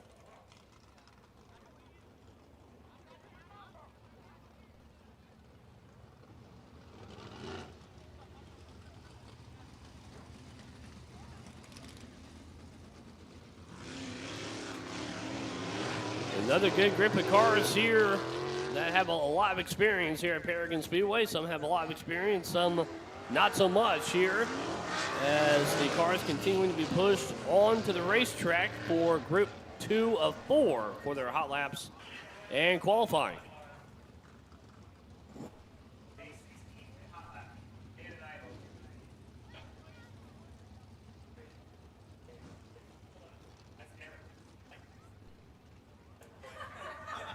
We have one more car being pushed off from the chute as we get ready for group number 2 here this evening. Hunter Maddox, the late arrival there in the 24M out of Bloomington. We've seen Hunter here last weekend, had a pretty good run in our normal sprint competition here with the D's 410 sprints. Now everybody is on the racetrack, so we will get ready to put them under the green flag for their hot lap and qualifying session here in a matter of moments. Wait for the okay from our race director. And we'll see the green flag come out of the KDC flag stand with Michael, our flagman, here.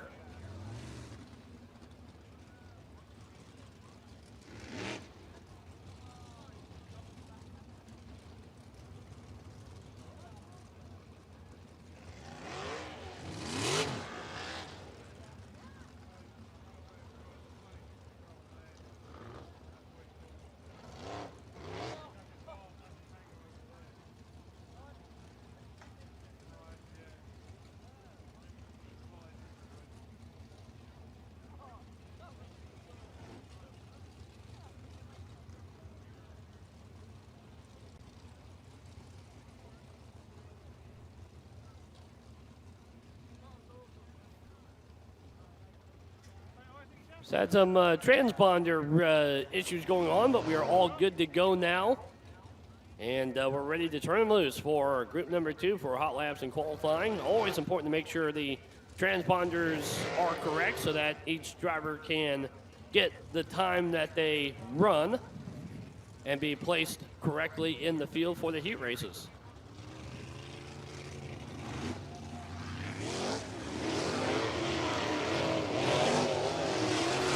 Evan Mosley out of LaPel, Indiana, asked to bring us to green here for this session of group qualifying and hot laps.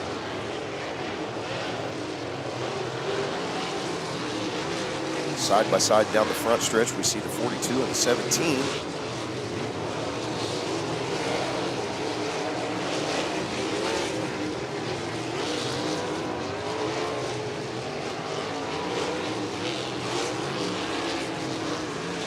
Cars, more than what we normally have on track on a weekly basis, but as the times continue to tick, Brendan Spencer at the top of the charts right now.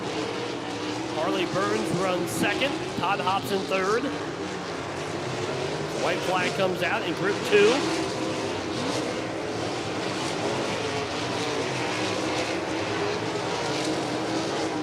Todd Hobson jumps to P1 at 15.084. Talked to Todd last week just before the races began here, Brad, and was talking to him about the consistency that he's showing this year that's placed him in the spots that have been really close to success, but just not quite close enough. And he says that each and every week, each and every night out on the track, he feels just a little bit closer. And thinking tonight might be the night for Todd. How about Todd Hobson by 9 thousandths of a second was the quickest at 15.084. Brandon Spencer, 15.093. Then Cameron LaRose was third. Harley Burns, Hunter Maddox round out the top 5 as we get ready for group number 3. Group number 3 of D's Transport 410 Sprint Cars coming at you with the 97 of Austin Nye out of Greenfield, Indiana, the 87 of Tony Hilton out of Cloverdale, the 15 of Kevin Thomas Jr. out of Coleman, Alabama, and Chance Crum from Snohomish, Washington in the 83C. The 21B of Bo Brandon out of Elwood, Indiana, Gabriel Gilbert from Greenwood, Indiana, pilots the 10G. The 47S out of Anaheim, California, that's Jake Swanson. The 8 of Michael Clark out of Brazil, Indiana. The 8D of Andrew Prather out of Martinsville.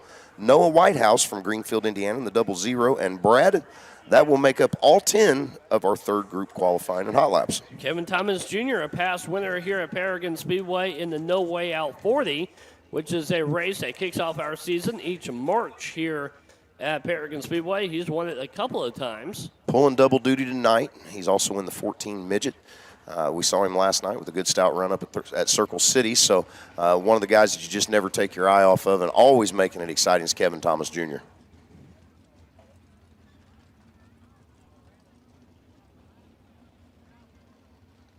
As we have a lot more in the way of push truck drivers tonight, so we get the cars on the track a lot quicker than we normally do. That's always good to see. The 10G of Gabriel Gilbert making his way out into turn 3 and 4 there, Brad. He's a former Rookie of the Year here at Paragon Speedway, and I dare say one of the most improved drivers that we see on track here each and every week at the Paragon Speedway. Always runs near the front. Another driver that's Mr. Consistency there, Gabriel Gilbert, from just up the road in Greenwood. Full-time job as a realtor, Brad. He's a full-time real estate agent. So he's got to be able to sell those houses to pay for his racing. Listen, I'll tell you, that is a fine young man strapped into that machine right there. Very, very well-spoken, very professional young man. Always great to chat with him. Always positive no matter what the situation. Looking forward to seeing what the sprint car world holds for Gabriel Gilbert here in the future. So he'll be one we keep an eye on here tonight. Michael Clark, Andrew Prather among our regulars. Tony Helton as well, a regular here at Paragon Speedway. As we have everybody now rolling on the racetrack in group number 3 of 4 for our hot lap and qualifying session for the D Transport 410 sprint cars. Just making sure all the transponders match, and then we will let them loose for their 3 laps.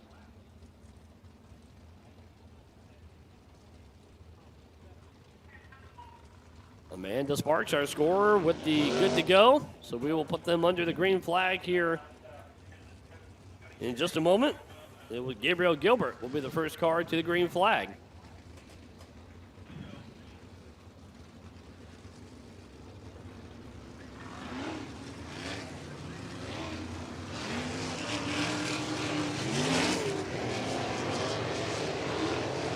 Here we go, green flag in the air for Group 3.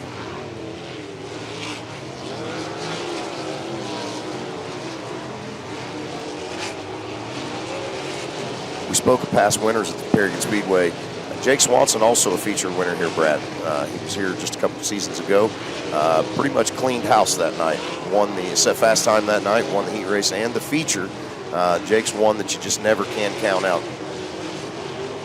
Times continue to pick through, as you mentioned. One car, big trouble in turn number 2, upside down. Michael Clark up and over the berm in turn number 1 and 2. Michael Clark in the 8 out of Brazil, Indiana. The first incident of the night here.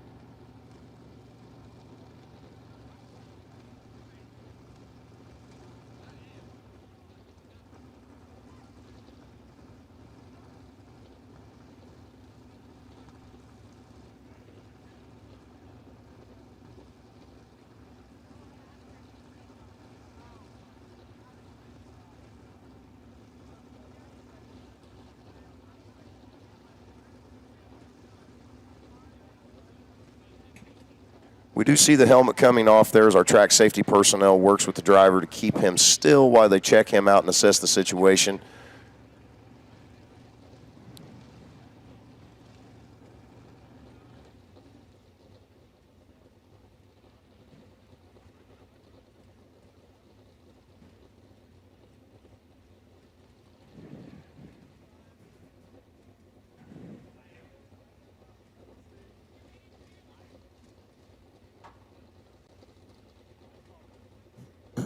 We do know the track crews here always do a great job of taking care of the drivers here at Paragon Speedway.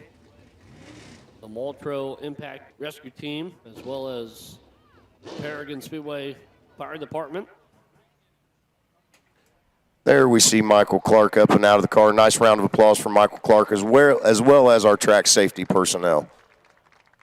Always great to see that. A driver climb out under his own power, no doubt, I'm sure. Coming to an abrupt stop like that is definitely one that will shake the cobwebs loose, and we're happy to see Michael up and out of that machine and walking under his own power.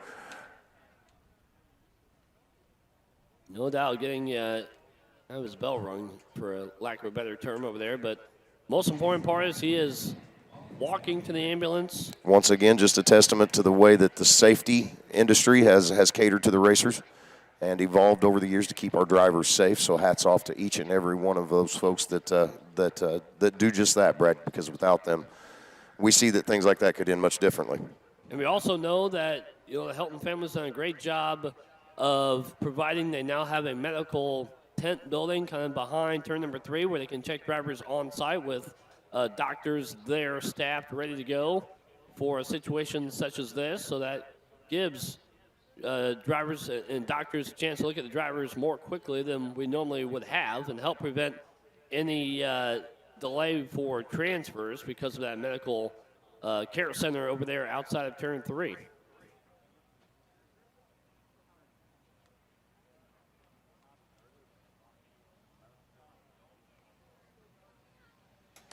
So Michael will take a ride to the infield care center to get checked out. Meanwhile, our track personnel will get the car picked up and clear the scene here, and we'll go back green flag in just a few moments. In the meantime, I want to remind you folks of all the great merchandise stands out back. Some of our drivers, that's the way they help facilitate some of those extras getting up and down the road. So make sure you check them out. And while you're at it, stop by, say hello to our fine folks down at the concession stands. Check out all the good eats and hot treats they have there. The Paragon Speedway souvenir stand down here south of the main grandstands. For all you kiddos out there, you have to talk mom, dad, grandma, grandpa into a nice snow cone. They are delicious on a hot day, I tell you. So, Brad?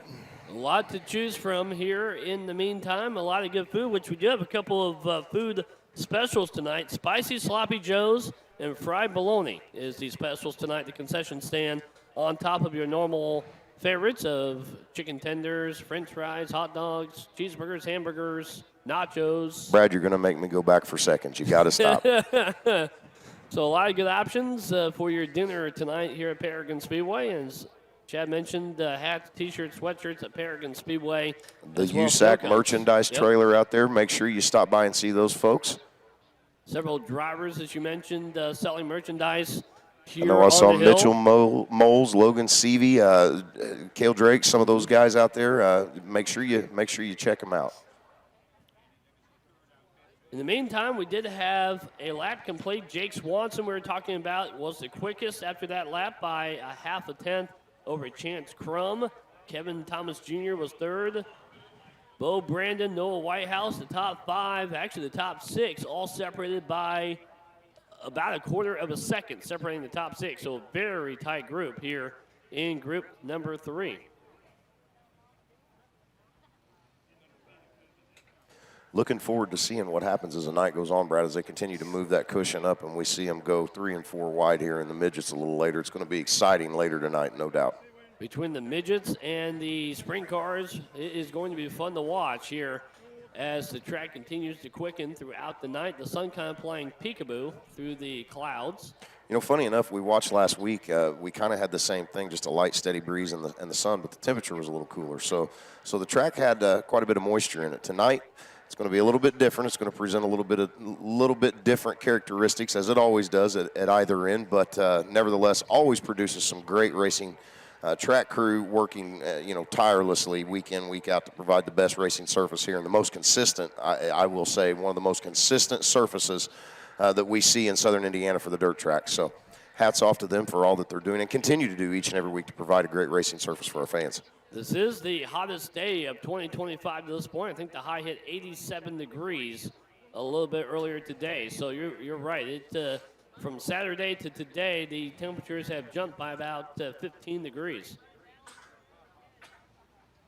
As cars are getting pushed back around the racetrack, we'll get ready for group number 3 to resume after that incident involving Michael Clark. Again, good to see him climb out, walk to the ambulance. He'll get checked out over in turn 3 at the care center.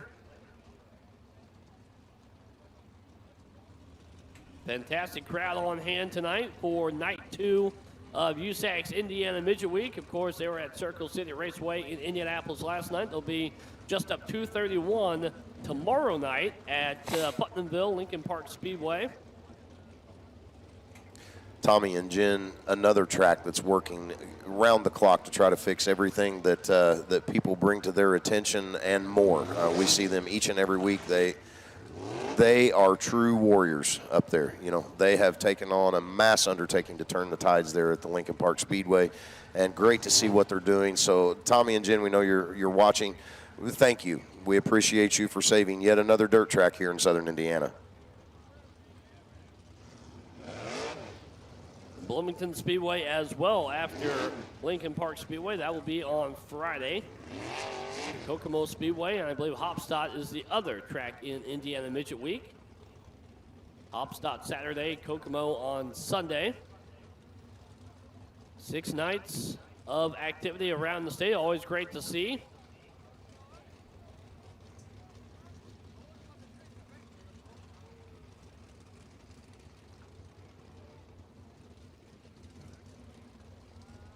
Our race director, Josh Cunningham, just making sure the ambulance is good to go before we turn them loose to resume group number 3. And we are going to come to green.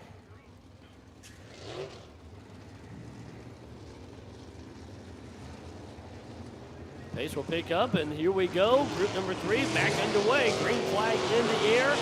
Again, Jake Swanson currently the fastest.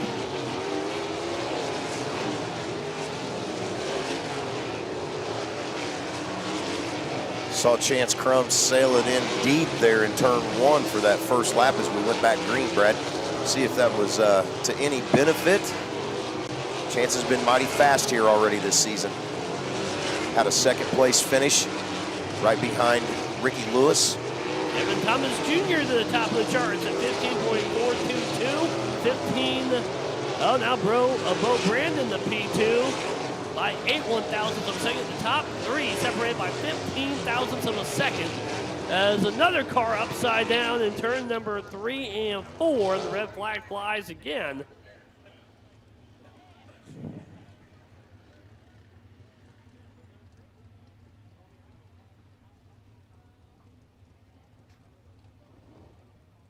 Gabriel Gilbert, the 10G from Greenwood, Indiana. We were talking about him. He ends up. Driver is out of the car under his own power. Round of applause for that young man. Brad, just a testament that the announcer's curse is truly real. We just bragged on him just a moment ago, and we see what happened. Hopefully they can get that car repaired for later this evening. Actually, it just came back from the doctor just a couple weeks ago, and he's still trying to fine-tune it and find the speed that he had before his accident here in turn 4 just a few weeks ago.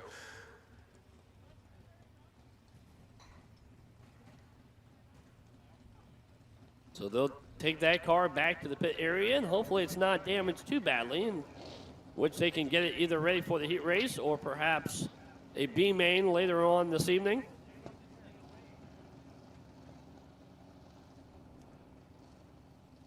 Gabriel Gilbert comes into the night 10th in points here at Paragon Speedway.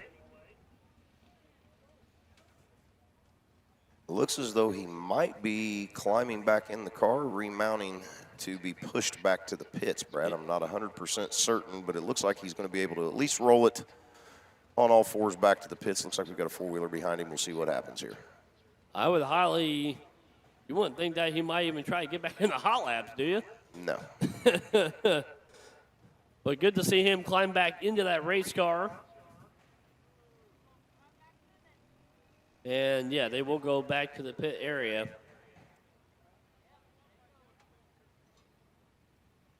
Okay.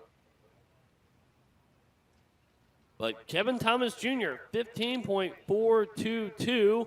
Bo Brandon at 15.430. Jake Swanson, I think this is going to be the end of the group, at 15.437. So the top three separated by 15 thousandths of a second.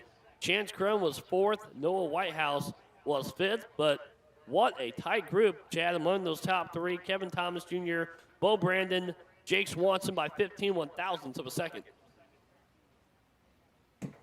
Absolutely. We see that week in and week out as we provide a consistent field of cars. You know, last week we saw, you correct me if I'm wrong, but I believe it was the top 5 cars by, what was the split on those top 5 cars in qualifying?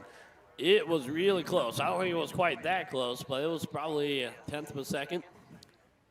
Definitely. You know, you hear lay a blanket over the top 5 cars. I believe you could have done that in any turn at any one time last week. It was that way throughout the heat races, throughout the feature. Great racing here last week. Including a photo finish for that final transfer spot in the B main. Absolutely. Back on Saturday. Yes, sir. Yes, sir. Great racing. That was to have the final, the guy that won, I think that was like 7 thousandths of a second. The 4th place guy, he advanced. The guy who finished second that photo finish did not. So group number 4, Chad. Group number 4, we have Charging Charles Davis out of Buckeye, Arizona in the 47. We have Eli Wilhelmus out of Newburgh, Indiana in the 55. The 18C of Cindy Chambers. The 34T of the Smithville Rocket, that's Cody Trammell. The 18 of Colin Jackson. The 6T of Trey Osborne, our current points leader here at the Paragon Speedway in normal competition. The 86 out of Kansas, Illinois, that's the Throttle Shane Cottle, feature winner here already at the Paragon Speedway. And we saw him last night, folks, at the Circle City Raceway, taking yet another victory there for night 1 of Indiana Midget Week. The 44 of Brent Sexton out of Lakeside, California. The 71H of Samuel Hines, another feature winner here in our Ticket to Tulsa competition each and every week at the Paragon Speedway. Also, yet another feature winner here at the Paragon Speedway for the 2025 season. That is the Darrell Tate-owned, HFI-sponsored Jordan Kinzer in the 75. How about 3 different winners in this group here at Paragon Speedway? Like you mentioned, Jordan Kinzer winning a Ticket to Tulsa on May the 24th, which was our fan appreciation night. Samuel Hines out of Westfield won the first Ticket to Tulsa race back on April the 26th. And you mentioned Shane Cottle, who won back on May the 17th in the Buckeye Outlaw Sprint Series here at Paragon Speedway, and number 2 and number 3 in points coming into the night as well. So this is a very stout group. And we would also be remiss if we didn't say something extra about the 34T of Cody Trammell. We've watched Cody struggle to find the speed in that new car and his new outfit that he's got going on here. A whole new racing operation that he started this season on his own. Some of his sponsors transferred over with him, but Cody looking to find the groove with that car, so to speak. And we saw him last week start deep in the feature and made his way up to a good finish later on in that event. So keep your eye on that 34T out of Smithville, Indiana, Cody Trammell. Every car rolling here in our final group for hot laps and qualifying tonight for the Day Transport 410 Sprint Cars. And we are going to put them under the green flag here as you gotta get the cars spaced out here a little bit. There we go. Green flag in the air, ready for Group 4.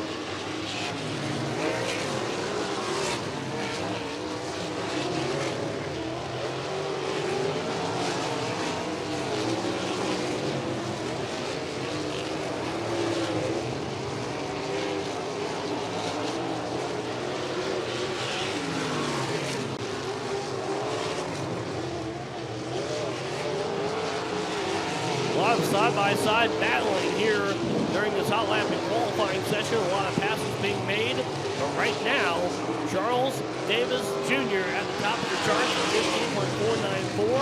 15.494. Samuel Hines is second. Shane Cottle third at the moment.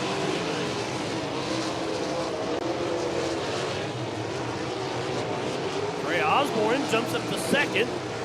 Just 7 1/1000ths of a second behind Charles Davis Jr. Jordan Kinzer up to third. As the checkered flag flies, does anybody have anything for Charles Davis Jr.? And the answer is no. Charles Davis Jr. Charging to the top of the leaderboard for your P1 qualifying spot for Group 4 of our D's Transport 410 Sprint Cars is Charles Davis Jr. out of Buckeye, Arizona. Trey Osborne was second, just 7 1/1000ths of a second behind Davis, and then Jordan Kinzer another quarter of a tenth of a second back in third. Samuel Hines and Shane Cottle round out the top 5, so that wraps up hot laps and qualifying. We'll get ready for opening ceremonies here tonight at Paragon Speedway before we get ready for the USAC Midget Heat Races, which is coming up next.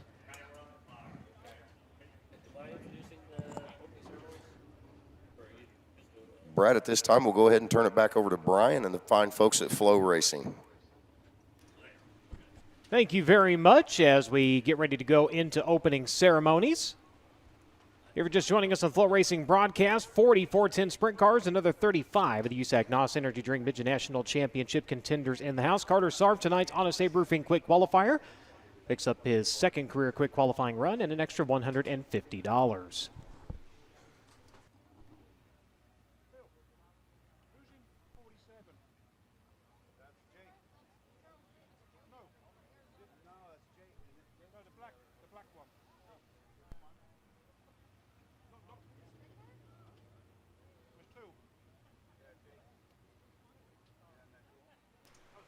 So things squared away. Let's go ahead and kick things off. Race fans, will you please rise for tonight's invocation and national anthem? Let's go down to Drake. Thank you so much. As Brian said, we ask you to please rise, and gentlemen, remove your covers for tonight's invocation performed by American Racing Ministries chaplain Tim Spillman. Can we all pray? Father God, once again we pause, and we thank you for all your blessings and all your love you give to each and every one of us. I ask a special blessing on each and every home that is represented and each and every individual. Thank you for the opportunity of being here this evening. And Lord, we ask you, will bless and keep safe all of our drivers and crews and officials and the great fans. And Lord, we thank you for all the military that's standing around this world and on our shores to keep our freedom so we can assemble like we're doing this tonight. And Lord, I ask you to bring them all home safe very soon. And Father, now I ask you if you let your guardian angels encamp around this entire facility, and we'll never forget to thank you. In Jesus' name we pray. Amen. Thank you, Chaplain Tim. We ask you race fans to please remain standing for tonight's performance of the national anthem performed by Maggie Ernest. Oh, say, can you see by the dawn's early light what so proudly we hailed at the twilight's last gleaming, whose broad stripes and bright stars through the perilous fight o'er the ramparts we watch were so gallantly streaming. I'm sorry. And the rockets regular, the bombs bursting in air, gave proof through the night that our flag was still there. Oh, say does that star-spangled banner yet wave o'er the land of the free and the home of the brave? I'm sorry. No, you're.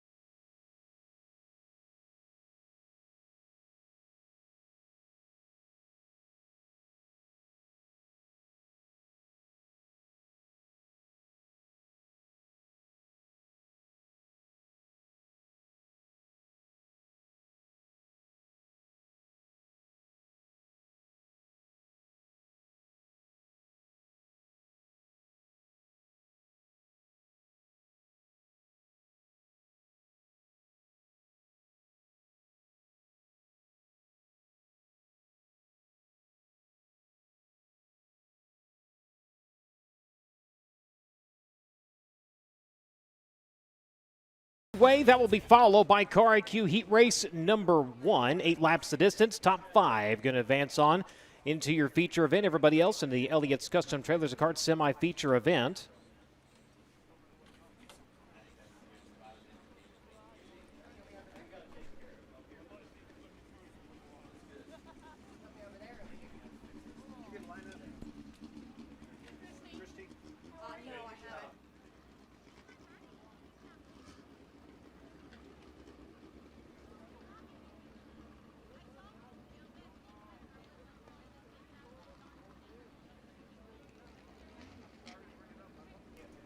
Cars firing out to the Speedway. Driver on the pole is going to be the Bundy-built Honda. Millbridge Speedway number 19M of Ethan Mitchell. Next to him in 97 is going to be Cale Drake at Collinsville, Oklahoma. Last night's feature winner up at Circle City, driving the Eibach Toyota KKM Give Back Classic number 97K. Next row over the inside, Kyle Cummins out of Princeton, Indiana. The Oshweekend Speedway Elite. Avante Windows and Doors number 3G in for the 4th starting spot. Set to be Dason Pursley to Locust Grove, Oklahoma in the pristineauction.com NOS Energy Drink, the 86X. My apologies. That is KJ Snow in the pristineauction.com at Toyota Racing Development 86. Next row for the inside in 71, it's going to be Cannon McIntosh. He's out of Bixby, Oklahoma, the Mobile 1 TRD number 71K. Next to him in 21. Tonight's Honest Abe Roofing Quick Qualifier to Mason City, Illinois. Driving the Provisio Speedway Toyota Spike Chassis 21K. It's the Shark Carter Sarv. The 71W going for the inside of run number 4. That is Daniel Harding out of Perth, Western Australia. Driving the QV Automotive Mining Marine number 71. The 8AU next to him is going to be Jake Robinson out of Perth, Western Australia. The Mannington Toyota Monty Farms number 8. And your final starter is set to be Mason Hannigan out of Pittsboro, Indiana. Driving the Town Line Variety Brother Miller Racing Solutions. Cigarboard.ca Hills Racing number 71H. As that'll be your scheduled lineup for Car IQ Heat Race number 1 of 4 tonight with the USAC NOS Energy Drink Midget National Championship. Joining me in the booth for the heat races, as always, is Christy Bemis. Hello. Hello. Just want to say quickly before we get started that some lovely girl down there told me I looked pretty, so I hope she has a really good night. There you go. Did you get that today? I have not. Well, I hope somebody tells you that before the day's over. This There's still time. is pretty scary. There's still time. Face for radio. My mother would attest.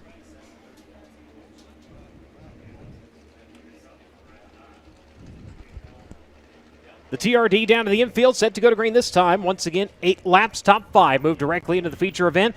Round of the NOS Energy start can, we go to green. On the outside, last night's feature winner going to get the jump off in the turns 1 and 2, as it will be Cale Drake taking him onto the back straightaway. Keep an eye on Snow, as he has not fallen in this one. In fact, he's rising up into that second spot of the PristineAuction.com number 86. Tries to grab second here in the opening lap. Looks at the race lead, couldn't quite get there. So KJ Snow now riding in second place. Kyle Cummins also on the top side of the racetrack trying to break that line in and make it work. He's in the battle with Ethan Mitchell for the 3rd position. Scratch that, he takes over 3rd.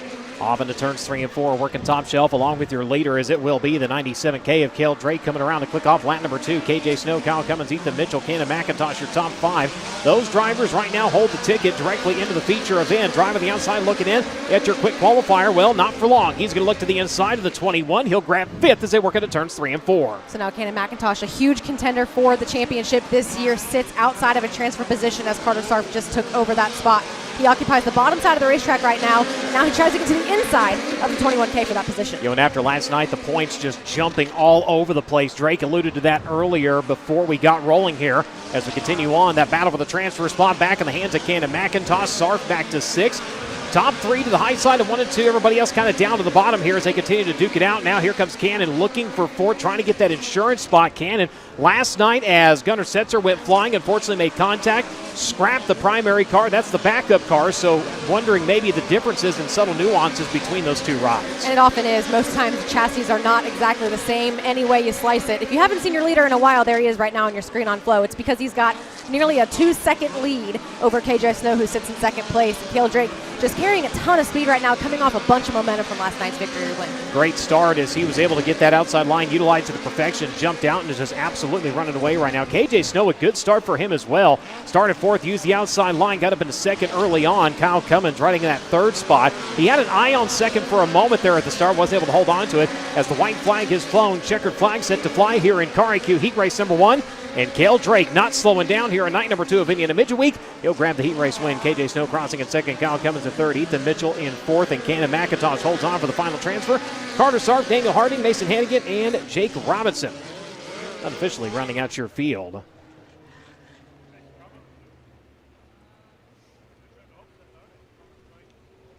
He'll pull it down to the infield, ladies and gentlemen. Your winner in Car IQ Heat Race number 1. Driver coming to you out of Collinsville, Oklahoma. Driver of the Eibach Toyota, KKM covering at Jania 97K. Give him a hand, Cale Drake. And down to Drake. Your current Indiana Midget Week points leader scores the win in Car IQ Heat Race number 1. And Cale, like I said, you're leading the points coming into tonight. I know it's still really early in the week, but have you kind of gone into points racing mode to try to secure this title, or are you still going all out every lap? No, we're here to win races, and I think that shows. We don't really know how to qualify, and sometimes it seems to hurt us, but tonight I think it helped us once again. So we ended up playing our cards right there, and got a good race start, and was able to drive away with it. I'm all for being transparent, and I'm going to be honest with you, I was a little bit nervous going out there, but once we got rolling, I fell right into my place and got super comfortable. Caleb had the car perfect. I just had to full cinder around the lip around here, so 30 laps tonight's going to be super fun. I'm kind of excited for it. Once I got rolling, I got really comfortable there. So we should have a little bit better starting position now, thankfully, for winning that heat race. So huge thanks to my KKM guys, the Eibach Rush Race Gear, Sharp Advantage for keeping me safe, and everyone that makes this possible back at home, and my sister for selling all my merch in the grandstands. If you fans don't mind, go help us out and grab a t-shirt. Cale Drake for the 2nd night in a row doesn't have the qualifying effort he's looking for, but makes up for it in the heat race. Of course, he's trying to win 3 in a row with the series here tonight at Paragon. Thank you very much. Definitely get some merchandise. It's a long drive to Collinsville. I know. I make it weekly. No kidding. Yeah. Especially Cale Drake, kind of been on the T-shirt selling trend lately. Been doing a lot of stuff that makes you want to open your eyes. He's doing good. He's doing good.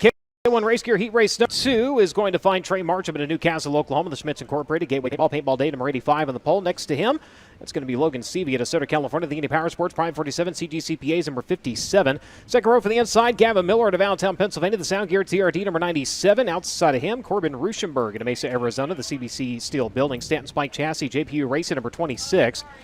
Looking to run number 3 for the inside, Jacob Denny at Galloway, Ohio, driving the JBL Audio, TRD, Toyota number 67. And next to him will be the NOS Energy Drink, PristineAuction.com, CB Industries number 87. That is Justin Grant.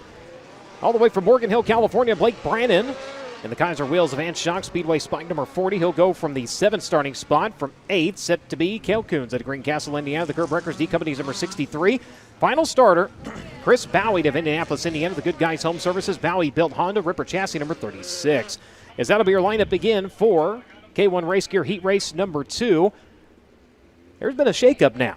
Yeah, indeed. So Carter Starr, if you're on a Sabre Roofing Fast qualifier, missed the transfer out of the heat race, which means automatically that he's not going to be in that top 6 invert. Effectively, that temporarily moves Jacob Boxell to the pole, assuming that nobody else misses the transfer from their heat race and that he makes it as well. Remember, those first 3 rows, the 6 fastest qualifying drivers are locked into those first 3. They're inverted by their time. So right now, he would be on the pole of the Elliott's Custom Trailers and Karts semi-feature event, the front row of that reserved for the 2 fastest qualifying non-transferring drivers. Right. So, of course, that all assumes that all of the drivers continue to transfer through their heat races that are in the current top 6. The good news, you do get your time back for the main, so he doesn't necessarily get buried, but he's still buried. Only to the waist, not to the neck. It's not so bad. Still got movement there. Speaking of movement, off of turn number 4 to the NOS Energy Star Can, and they are moving quick into turns 1 and 2. K1 Race Gear Heat Race number 2 underway. Trey Marcham looking to match him here on the back straightaway. Not quite tops up here. Bud Quality Threads through turns 1 and 2. In fact, he's going to roll the bottom down through turns 3 and 4. And he's going to come around to lead in that Schmitz number 85. Driver giving chase, Logan Seavey in the 57. He's going to go top shelf in turns 1 and 2. He gets a big run to the back straightaway now, kind of try to take a peek down to the inside. Couldn't quite get there fast enough, though. A couple times it looked like Logan Seavey was going to get into the inside, and there he gets into the cushion a little bit too hard in turn number 4 and loses a ton of ground. Thought he was going to skip through it there for a second. During 410 qualifying, we saw a couple of drivers do that. When they did, they got upside down. Fortunately, both those drivers were able to walk away. That did open the door momentarily for Corbin Ruschenberg before the races. Ruschenberg, they're having a little bit of trouble getting the rear end, the cover off, and getting all that put back together. So thankfully, everything looks like it has gone back well. As behind him, shake it up for the 4th spot. Here comes the 87 of Justin Grant, the NOS Energy entry. Up into 4th, looking for 3rd. Tried the bottom of the door, got shut on him. So Justin Grant just got by the 97 of Gavin Miller and now is trying to get by, well, once again, the 97 of Gavin Miller who just snuck to his inside. Boy, they're going to stick to the bottom on the outside. The JBL number 67 of Jacob Denny. He's going to say thank you very much. And now Justin Grant, your points leader. He's backsliding like Michael Jackson in this thing. It's the moonwalk in the wrong direction here. Cale Coons now making his way by as a challenge for the race lead raging on. Here comes Seavey once again. Yes, Justin Grant looks like his line got taken away and he just has not been able to regain that footing. So now trying to work around the outside of Cale Coons on the top side of the racetrack once again. And again, Logan Seavey trying to apply just enough pressure on Trey Marcham to make a pass around the outside. Not working so far, but he's got a good run down the backstretch. That's Schmitz Incorporated, Paintball Dave, BKW Pipeline, Proterra Landscaping, 85 machine round the bottom side of the Speedway. The Indy Power Sports number 57 hustling around to the white flag. Both drivers going to look to the inside through turns 1 and 2. Seavey this time going to have the better run. He'll take over the top spot. Can he hold it through 2 more turns? How about that for Logan Seavey into turn number 3 and coming out of turn number 4. He will battle it out with Marcham to the line. Logan Seavey going to pick up this one. Seavey grabs on the closing lap. Look at the final transfer spot. Got it. Justin Grant gets the 87 back up into 5th. As Trey Marcham crosses in 2nd, Corbin Ruschenberg in 3rd, Jacob Denny, Justin Grant, your top 5. Coons, Miller, Brannon, and Bowie, and officially running out your field. Hard-fought battle, and he grabs it coming to the checkered flag out of Center, California. To everything Indy Power Sports Prime 47, CGCPA, stat spike number 57. Race fans, give him a hand. Logan Seavey. Logan Seavey picking up the win. Marcham, Ruschenberg, Denny, Grant, Coons, Miller, Brannon, Bowie. Let's go down to Genevieve.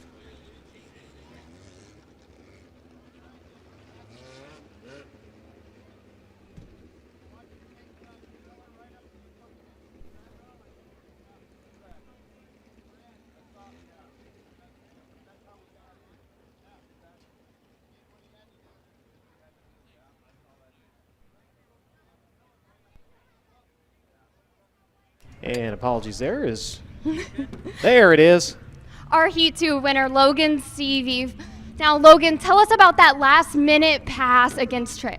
Yeah, I knew my car was, really good. We were quite a bit faster there, and I just wasn't doing a great job. And I hadn't been to the bottom all day, and he just kind of sliding up off using all the racetrack, which is what you're supposed to do when you're leading. And I just hit the bottom really good there and snuck past him. So Really needed that one, and hopefully I can make up for my poor qualifying effort here later. Congratulations, Logan Stevie, our Heat 2 K1 race gear winner.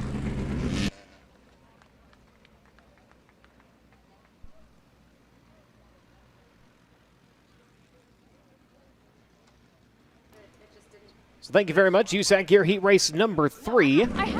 Out to the Speedway. Yep, you did.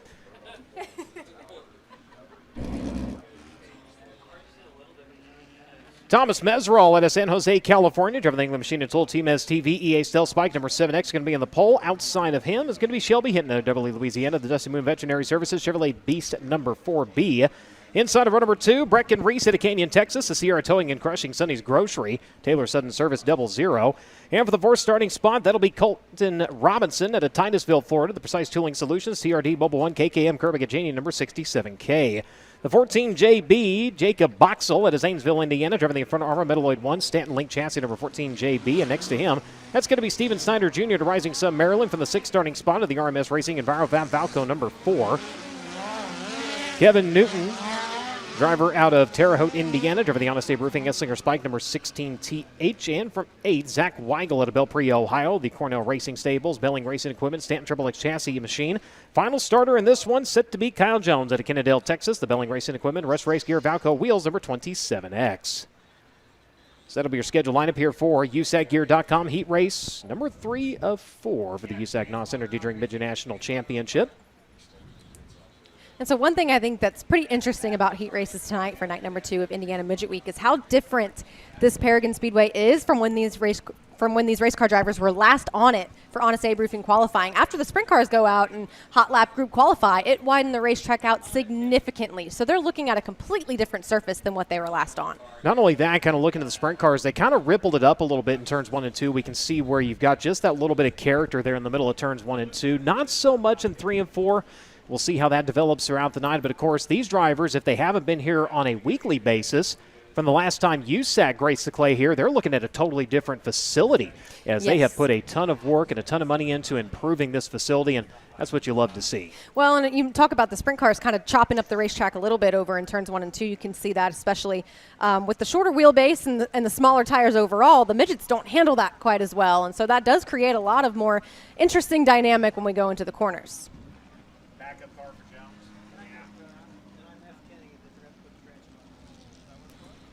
So it looks like Kyle Jones, they had trouble with the car last night. You saw they had trouble during qualifying again. They have brought the backup car out, so already set to start at the tail end of the field, so can't really assess much more penalty from there. Nevertheless, the Toyota Racing Development pace truck down to the infield, and last time we were on Paragon Clay, the driver that's on the pole this heat race, he was in victory lane. He's going to bring him down to the start of USAC Gear Heat Race number 3. We're underway. Man, what an exceptional start for Shelby Hinton on the outside, but Thomas Meserol gets just enough of a drive off the inside of turns number 1 and 2 to try and catch him, but down the back straight. Ton of speed for Shelby Hinton. He's got to be smiling. I guarantee you that grin was so wide he couldn't see the start of the turn. He had to whoa her up there because they have really struggled to get that car to run, to get some speed out of it. But my, oh my, the Klatt Enterprises number 4B, it's rolling now as he overtakes the 7X on the start. He's going to come around. He continues to show the way. Thought he was going to tip the right rear off the top side there for a second. Meserol giving chase. Brecken Reese, Colton Robinson, Steven Snyder.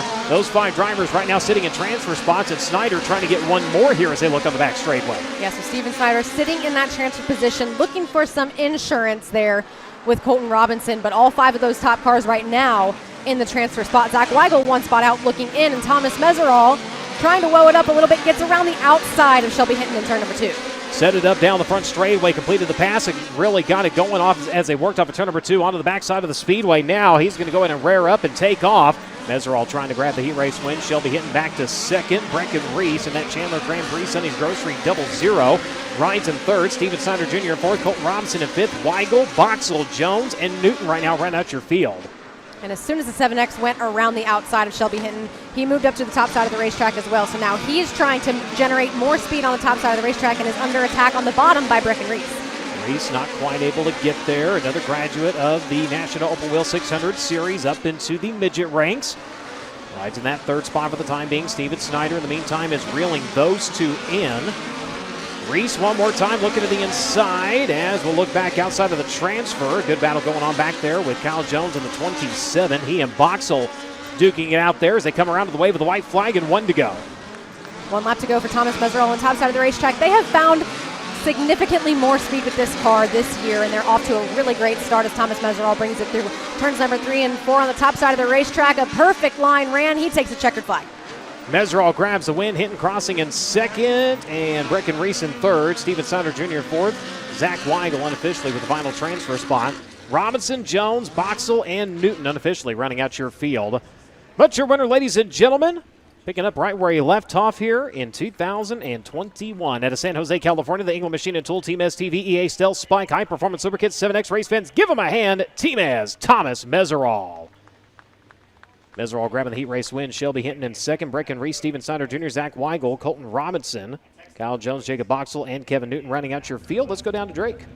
For the third time this season and second night in a row, Team S, Thomas Meserol, a heat race winner tonight in USACgear.com heat race number 3. You talked about the 2021 winner of this event, and last night made his 200th start with an Australian to drink USAC National Midget Championship. And Team S, you were loyal to the bottom until you eventually got to the lead, and you abandoned it quickly and jumped up back to the top side and were able to pull a gap at the very end of the race. Why did you abandon the bottom as quickly as you did there? I had a 20-year-old Chevy motor driving away from me. That's why I went to the top, ripped the lip. That's what we do over here. Hey, thank you so much for coming out watching. Thanks to you back at home. I do a YouTube channel. Go check it out, Team S TV. The Ford was thumping around Paragon Speedway. Team S, Thomas Meserol, your winner of USACgear.com heat race number 3. Don't ever expect him to not tell you how it is. He's always going to say something. Last night, Drake said that about Shane Cottle after the sprint cars finished up at Circle City and said, Shane Cottle has always got something to say, which is true of most of us, right? But Thomas Meserol, you can add him to that list. And, of course, he's got Team S TV. So, before heat race number 4 gets underway, of course, Trish Rowlett, who keeps us all from sleeping in tents and under our cars, she's getting some sun. She has been down, I believe, at the Gulf Shores, but she has a good reason. Her daughter just got married. Yeah, congratulations to Erica and Chase. They're the Shepherds now. Erica did work with USAC a couple years ago and was on the road with Trish, who also, if you've ever gotten a wristband through Track Pass at a USAC national event, Trish has kindly handed it to you. So congratulations to Erica on your wedding. And, of course, we expect Trish to come back with a new tan. Tanned and smiling, as always. Yes. In the meantime, Cookout Heat Race number 4. Speaking of Cookout, Gunnar Setzer to Columbus, Indiana. The Midwest 2 Mills, number 43 on the pole. This one, outside of him, is going to be Caden Manders out of Perth, Western Australia. Driver of the Dasco Supply Group, number 71. Zach Dom out of Pocahontas, Illinois. The Odell Trucking, number 5D, inside of run number 2. Next to him, set to be Kevin Thomas Jr. to Coleman, Alabama. The Inferno Armor Metalloid 1, number 14. Drake Edwards out of Peoria, Arizona. The Avante Windows and Doors, PristineAuction.com 83 will start in 5th. From 6th, it will be the 19AZ of Hayden Reinbold at Gilbert, Arizona. The AM Electrical Indy Race Parts entry. Final row for the inside, the 7AU. That is Tom Payette. Payette out of Perth, Western Australia. The Merger Contracting, Toyota Link Chassis number 7. And your final starter scheduled to be the driver to Chino Valley, Arizona, Preston Norbury, and the Kodiak Product 77AZ. Caution lights are dark, set to go to green. Again, Cookout Heat Race number 4, past the NOS Energy start can. We're underway. Again, looks like the outside line has the advantage as Caden Manders gets a good bout of speed, but the inside line prevails once we get through turns number 1 and 2. Gunnar Setzer going for that ride last night. As earlier I talked about it, where they had to work on that car until about 5 o'clock this morning. His dad said they got it on the rack and they were able to cut some things out, re-weld, and stretch the car. And luckily, when they got all put back together, it squared right up. And right now, it's showing it is running very nicely as he runs at the front of the field in the 43. Caden Manders in that second spot. Driver working around the bottom side. No surprise, it's Zach Dom trying to get up into third, but Kevin Thomas going to keep him at bay. On the contrary, Kevin Thomas Jr. was on the top side in turns number 3 and 4, likely saw the 5 of Dom on the bottom and knew he had to take that line away. So now the 14 of Kevin Thomas Jr. occupying the bottom side of the racetrack, sitting in third. Setzer's been moving his line around, worked not quite to the bottom that time in 3 and 4, but not quite the middle. He's kind of splitting the difference there. To the inside looking for second. Here comes KTJ. He's got it. Mander's going to try to turn back to his inside in turns 3 and 4. He'll drive it in deep. Tries to go up the racetrack. Thinks better of it, though. They'll race cleanly around to the front side of the Speedway. KTJ side by side for that second spot. So Caden Manders sort of forcing the 14 of Kevin Thomas Jr. to the top side of the racetrack, trying to pick up that speed. He does get a good run down the backstretch, now comfortably in second. So now the question is, he's got 3 laps to go this time. Can he reel in and do something with Gunnar Setzer? Driver of that number 43 machine out of Columbus, Indiana, the Midwest 2 Mill Stamp Link chassis. Setzer fabricating entry. Has about a half a straightaway advantage. Problems continue for Norbury. The 77 had issues last night. He's down in the infield and unfortunately done here in Cookout Heat Race number 4 as Kevin Thomas, with 2 to go, has made up a lot of time on your leader. Look at that 3 wide for the 4th spot. The transfer spot inside of that is Zach Dahm rides in front of him in that 3rd position. White flag coming out. Keep an eye on the transfer spot. 4 cars going after it. Hayden Reinbold, the one who, it looks like Drake Edwards just hung it over the right rear over the top side of turn number 4, which is, unfortunately, the easier thing to do here at Paragon Speedway, and it just didn't work out for him. Tried to get the towel on the clothesline and found the grass instead as he will come to a stop. So in heat races and semi-feature event competition, we will have a green and white thrown together. In the feature event, it must be green, white, checkered. So as they did come by, the top 5 did complete lap number 7. And so we talked about it just a little while ago about Carter Sarf, your Honest Abe Roofing Fast qualifier, having missed the heat race transfer, which effectively removes him from the top 6 invert when we get to the feature lineup later on. That put Jacob Boxell next in line for the pole position if he could transfer, and he did not, which put Drake Edwards next on the line for the pole position if he can transfer, which right now he sits outside of a transfer position. Tonight, being in line for the pole may not be the best spot as they're going to come around to the green, the white. It's a 1-lap shootout. So Kevin Thomas, he was building that momentum and really reeling in your leader. Can he do anything here as they work onto the back straightaway? Looks like Gunnar Setzer might have a good clean line to turns 3 and 4. KTJ going to work to the top side. Setzer round to the bottom. Drag race Gunnar Setzer. Going to pick up heat race number 4, brought to you by Cookout. Kevin Thomas Jr. in second. Zach Dahm, Caden Manders, Hayden Reinbold. Those 5 drivers moving on to the feature event. Edwards got it back to 6. Payette Norbury unofficially rounding out your field.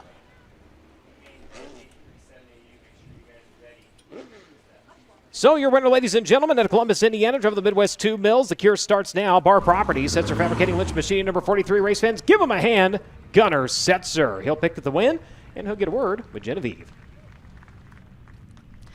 Our Cookout 4 heat race winner, Gunnar Setzer, on his 2nd win of the season. Now, Gunnar, your team's stayed up till 5 a.m. working on this. How big of a reward it is to come back out and get a win? Yeah, luckily I have a really great team behind me. My dad, Brandon, Kevin for giving me the opportunity, Logan, and my Uncle Andy for coming out and helping, and them staying, and Keith at home helping. So, yeah, this team puts in a lot of hard work, and all I really got to do is just win that for putting up that terrible qualifying effort. But I need to thank my sponsors, MTM. Kier Starts Now, Professional Concrete, driven by Link by Driven Midwest, Stanton, and then Brownsville Jiu-Jitsu and Pipeline. Congratulations, Gunnar Setzer, our Cookout Heat 4 winner of tonight.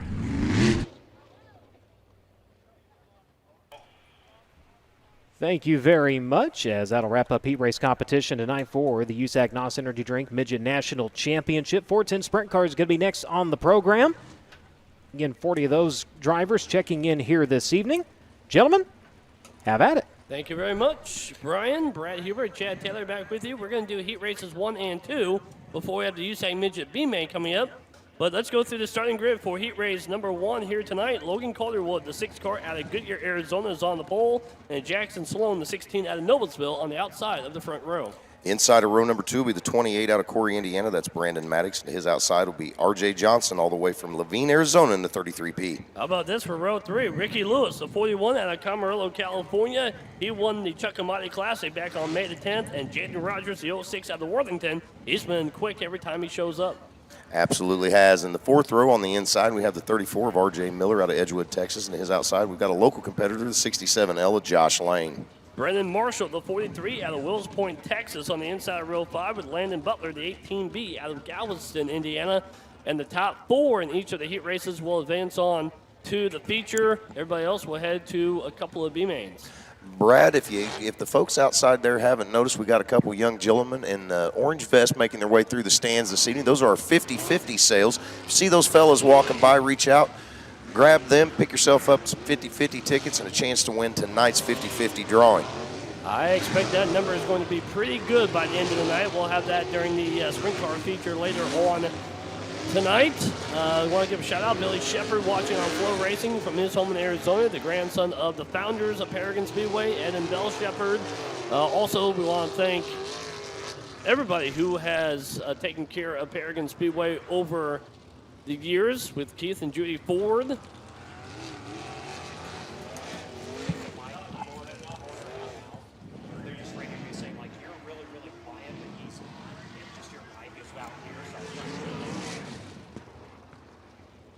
Also, the Helton family, who has it now.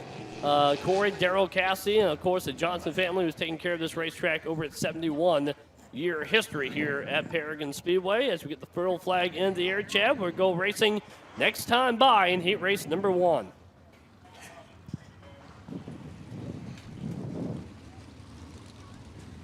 Logan Calderwood, Jackson Sloan lead the field to green. Again, the top 4 will be watching for the top 4 to advance on to our 25-lap feature later today. Everybody else will head to 1 of 2 B-mains coming up later on tonight, but the pace will pick up as they come through turns 3 and 4, and they'll hit the restart cone here in turn number 4. Green flag in the air, we're underway in heat race number 1 here at Paragon Speedway as Jackson Sloan gets a jump to turn number 1. Calderwood to the inside, and the caution comes out all ready for a car. Ricky Lewis stopped here on the front straightaway. Tough break for the 41 out of Camarillo, California, as the cars around him begin to take off, and it seems as though Ricky just not quite ready to go. Caught the edge of our infield tractor tire and around the wrong direction, so we'll get him fired back off. He'll rejoin the tail end of the line. So that would move R.J. Miller up to the inside of row 3, Brendan Marshall to the inside of row 4, and Ricky Lewis will tack on at the back of the field when he gets refired here, and we'll try it again for heat race number 1. Furl flag again in the air here by Michael, our flagman at the KDC flag stand. We'll go back racing in 1 lap from now. Again, Logan Calderwood, Jackson Sloan on the front row. Logan Calderwood in that yellow and black number 8. Jackson Sloan in the 16 to his outside.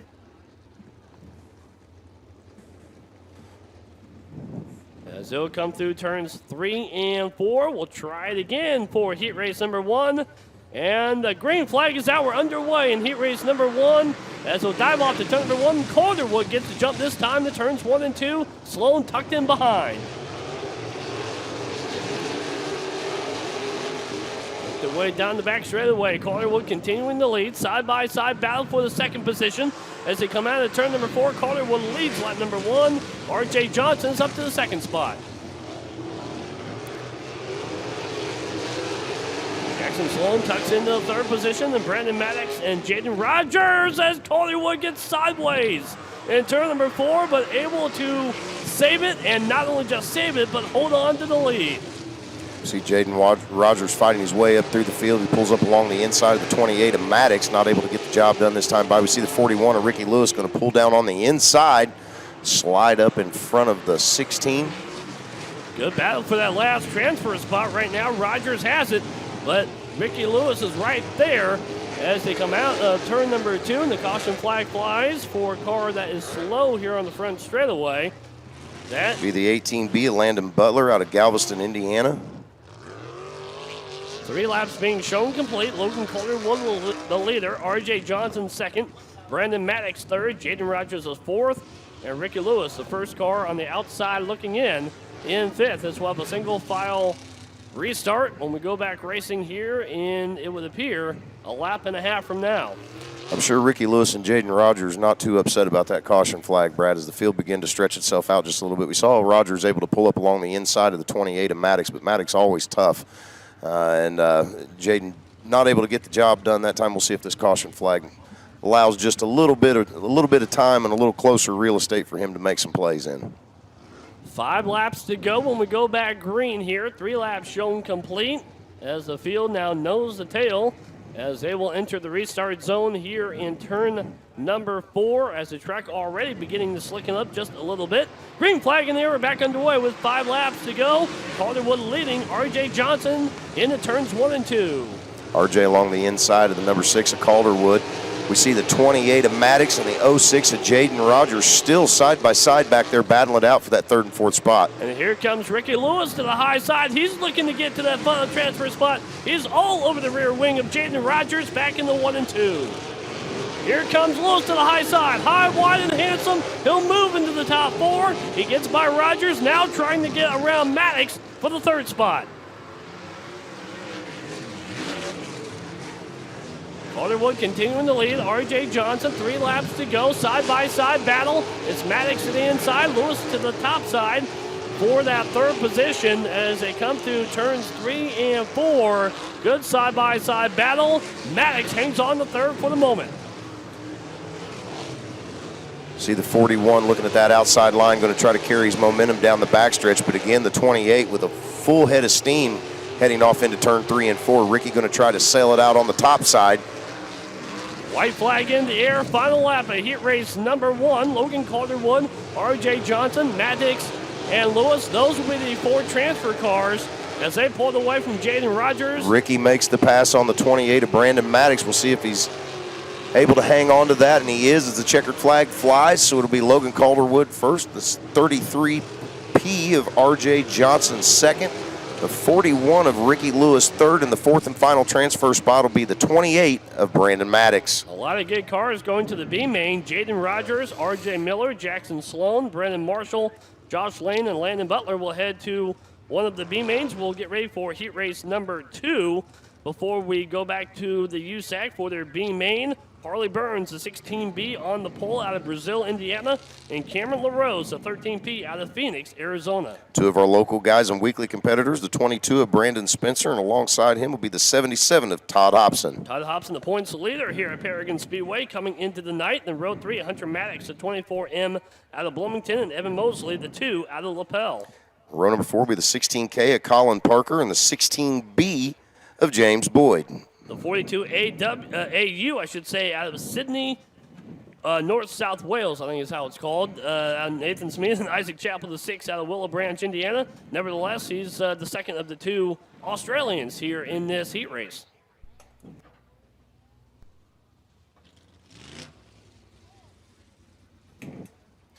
Brad, what are the odds that a car number 16 could win this heat race? I'd say pretty good. 3 out of 10. Yeah, 3 out of 10. You know, we've been talking about math a lot of times. That's a 30% chance. 0.333. 0.333, exactly. Yep. See, and my teacher thought I wasn't paying attention. Well done. That's roughly about a third have a chance in the 16 car, 16B. There's 2 16Bs, so 20% chance the 16B will go to victory lane in this heat race.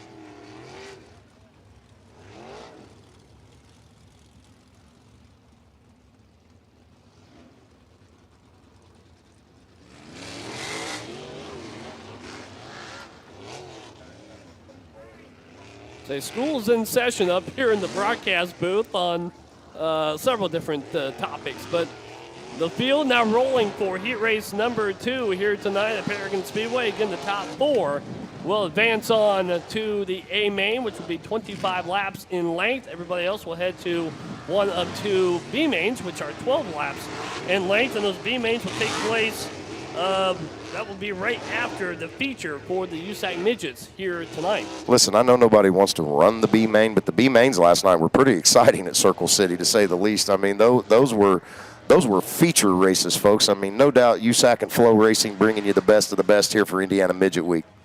For old flag in the air from Michael in the KDC flag stand. We'll go racing next time by. Again, the top 4, which will take the pressure off of one of those B mains, and you are safely in the 25-lap show later on tonight.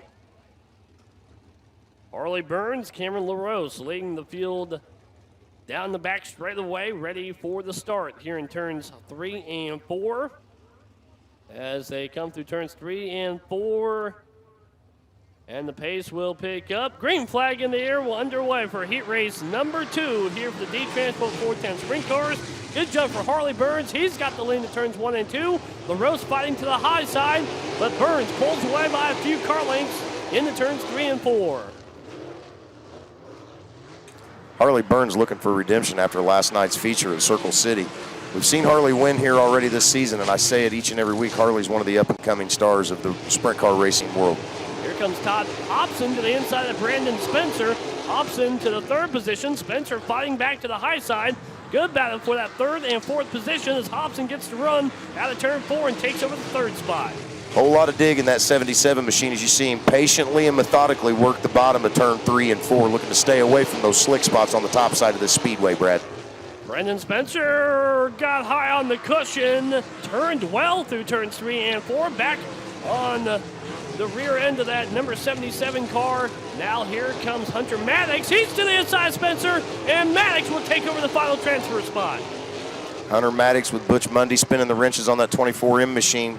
Keep your eye on him with that final transfer spot as the 22 of Brandon Maddox looks to seal the deal and reclaim that 5th and final transfer spot. One car way high up the racetrack. I believe that was 77 Todd of Todd Hobson sails it just a little too high off the ends of turn 1 and 2. Tough break for him. He's going to have to fight his way back into that 4th and final transfer spot. If not, he'll head to the B main, but right now, Nathan Smee has moved up into that final transfer spot in the 42 AU. Harley Burns has got the big lead over Cameron LaRose, Hunter Maddox, and then Nathan Smee, but they won a battle for 3rd on back. 4 cars under a blanket. 1 car spins in turn 4, and the caution flag will fly. That'll be the 16K of Colin Parker around the wrong direction in turn number 4. I think if you're Todd Hobson, that's what you wanted to see. A caution to kind of regroup here after getting a bit high in turn number 2. You get back into single file formation and give yourself a chance to get yourself back into that top 4 and advance on to the feature. Oh, but those last 2 laps are going to be a barn burner, Brad. Yeah, no question. It is going to be a great green-white checker finish to heat race number 2. Harley Burns, the 16B out of Brazil, Indiana, has been dominant. Cameron LaRose solidly in the 2nd position. We see the 22 of Brandon Spencer just every which way but loose there those last couple laps. I'm not sure if something's just a little off in the setup or if he's having mechanical problems or what the deal is in that 22 machine, but definitely not the consistent 22 that we're used to seeing as he got just a little too wide in 3 and 4 and cost himself that transfer spot, Brad. And the furl flag comes out. We'll get ready for 2 laps to go in heat race number 2. Again, the top 4 will advance right now. It's Burns, LaRose, Maddox, and Smee that hold on to those transfer positions. You mentioned Brandon Spencer. He's on the outside looking in 5th, as is Todd Hobson, Isaac Chappell, Evan Mosley, James Boyd, and Colin Parker. It is going to be a wild last couple laps. It sure is, and we're going to find out here in just a moment who's going to claim the victory in the O'Neill Salvage and Recycling heat race, Brad. And Harley Burns leading the field back to green. They come out of turn 4. Green flag back in the air. We're back underway with 2 laps to go. Burns, LaRose, Maddox is right there. Smee. And then here comes the 22 of Spencer to the high side. He's looking to try to get that final transfer spot, as is Todd Hobson. 3 cars under a blanket for that final transfer spot. Keep your eye on that 22 as he tries a high line. It's going to be a drag race down the front stretch, and 1 lap to go, Brad. It's going to be exciting. Who's it going to be? Harley Burns out front in LaRose, and then you have Maddox, and then side Maddox by side moves Hobson. into that final transfer spot in front of Smeed. Coming out of turn number 4, Harley Burns will win the heat race. Cameron LaRose will come home 2nd. Hunter Maddox and Brandon Spencer will advance on to the A main. Isaac Chappell was the first car out. Todd Hobson 6th. Nathan Smee was 7th. 8th, Evan Mosley, Colin Parker 9th, and James Boyd 10th. That is 2 of our 4 heat races. Coming up next, the USAC Midget B main. Coming up, we'll turn back over to Brian Holbert and company here with the USAC. Thank you very much. Toyota Racing Development pace truck going to begin to make its way out to the Speedway. Your Elliott's Custom Trailers and Carts semi-feature drivers will follow.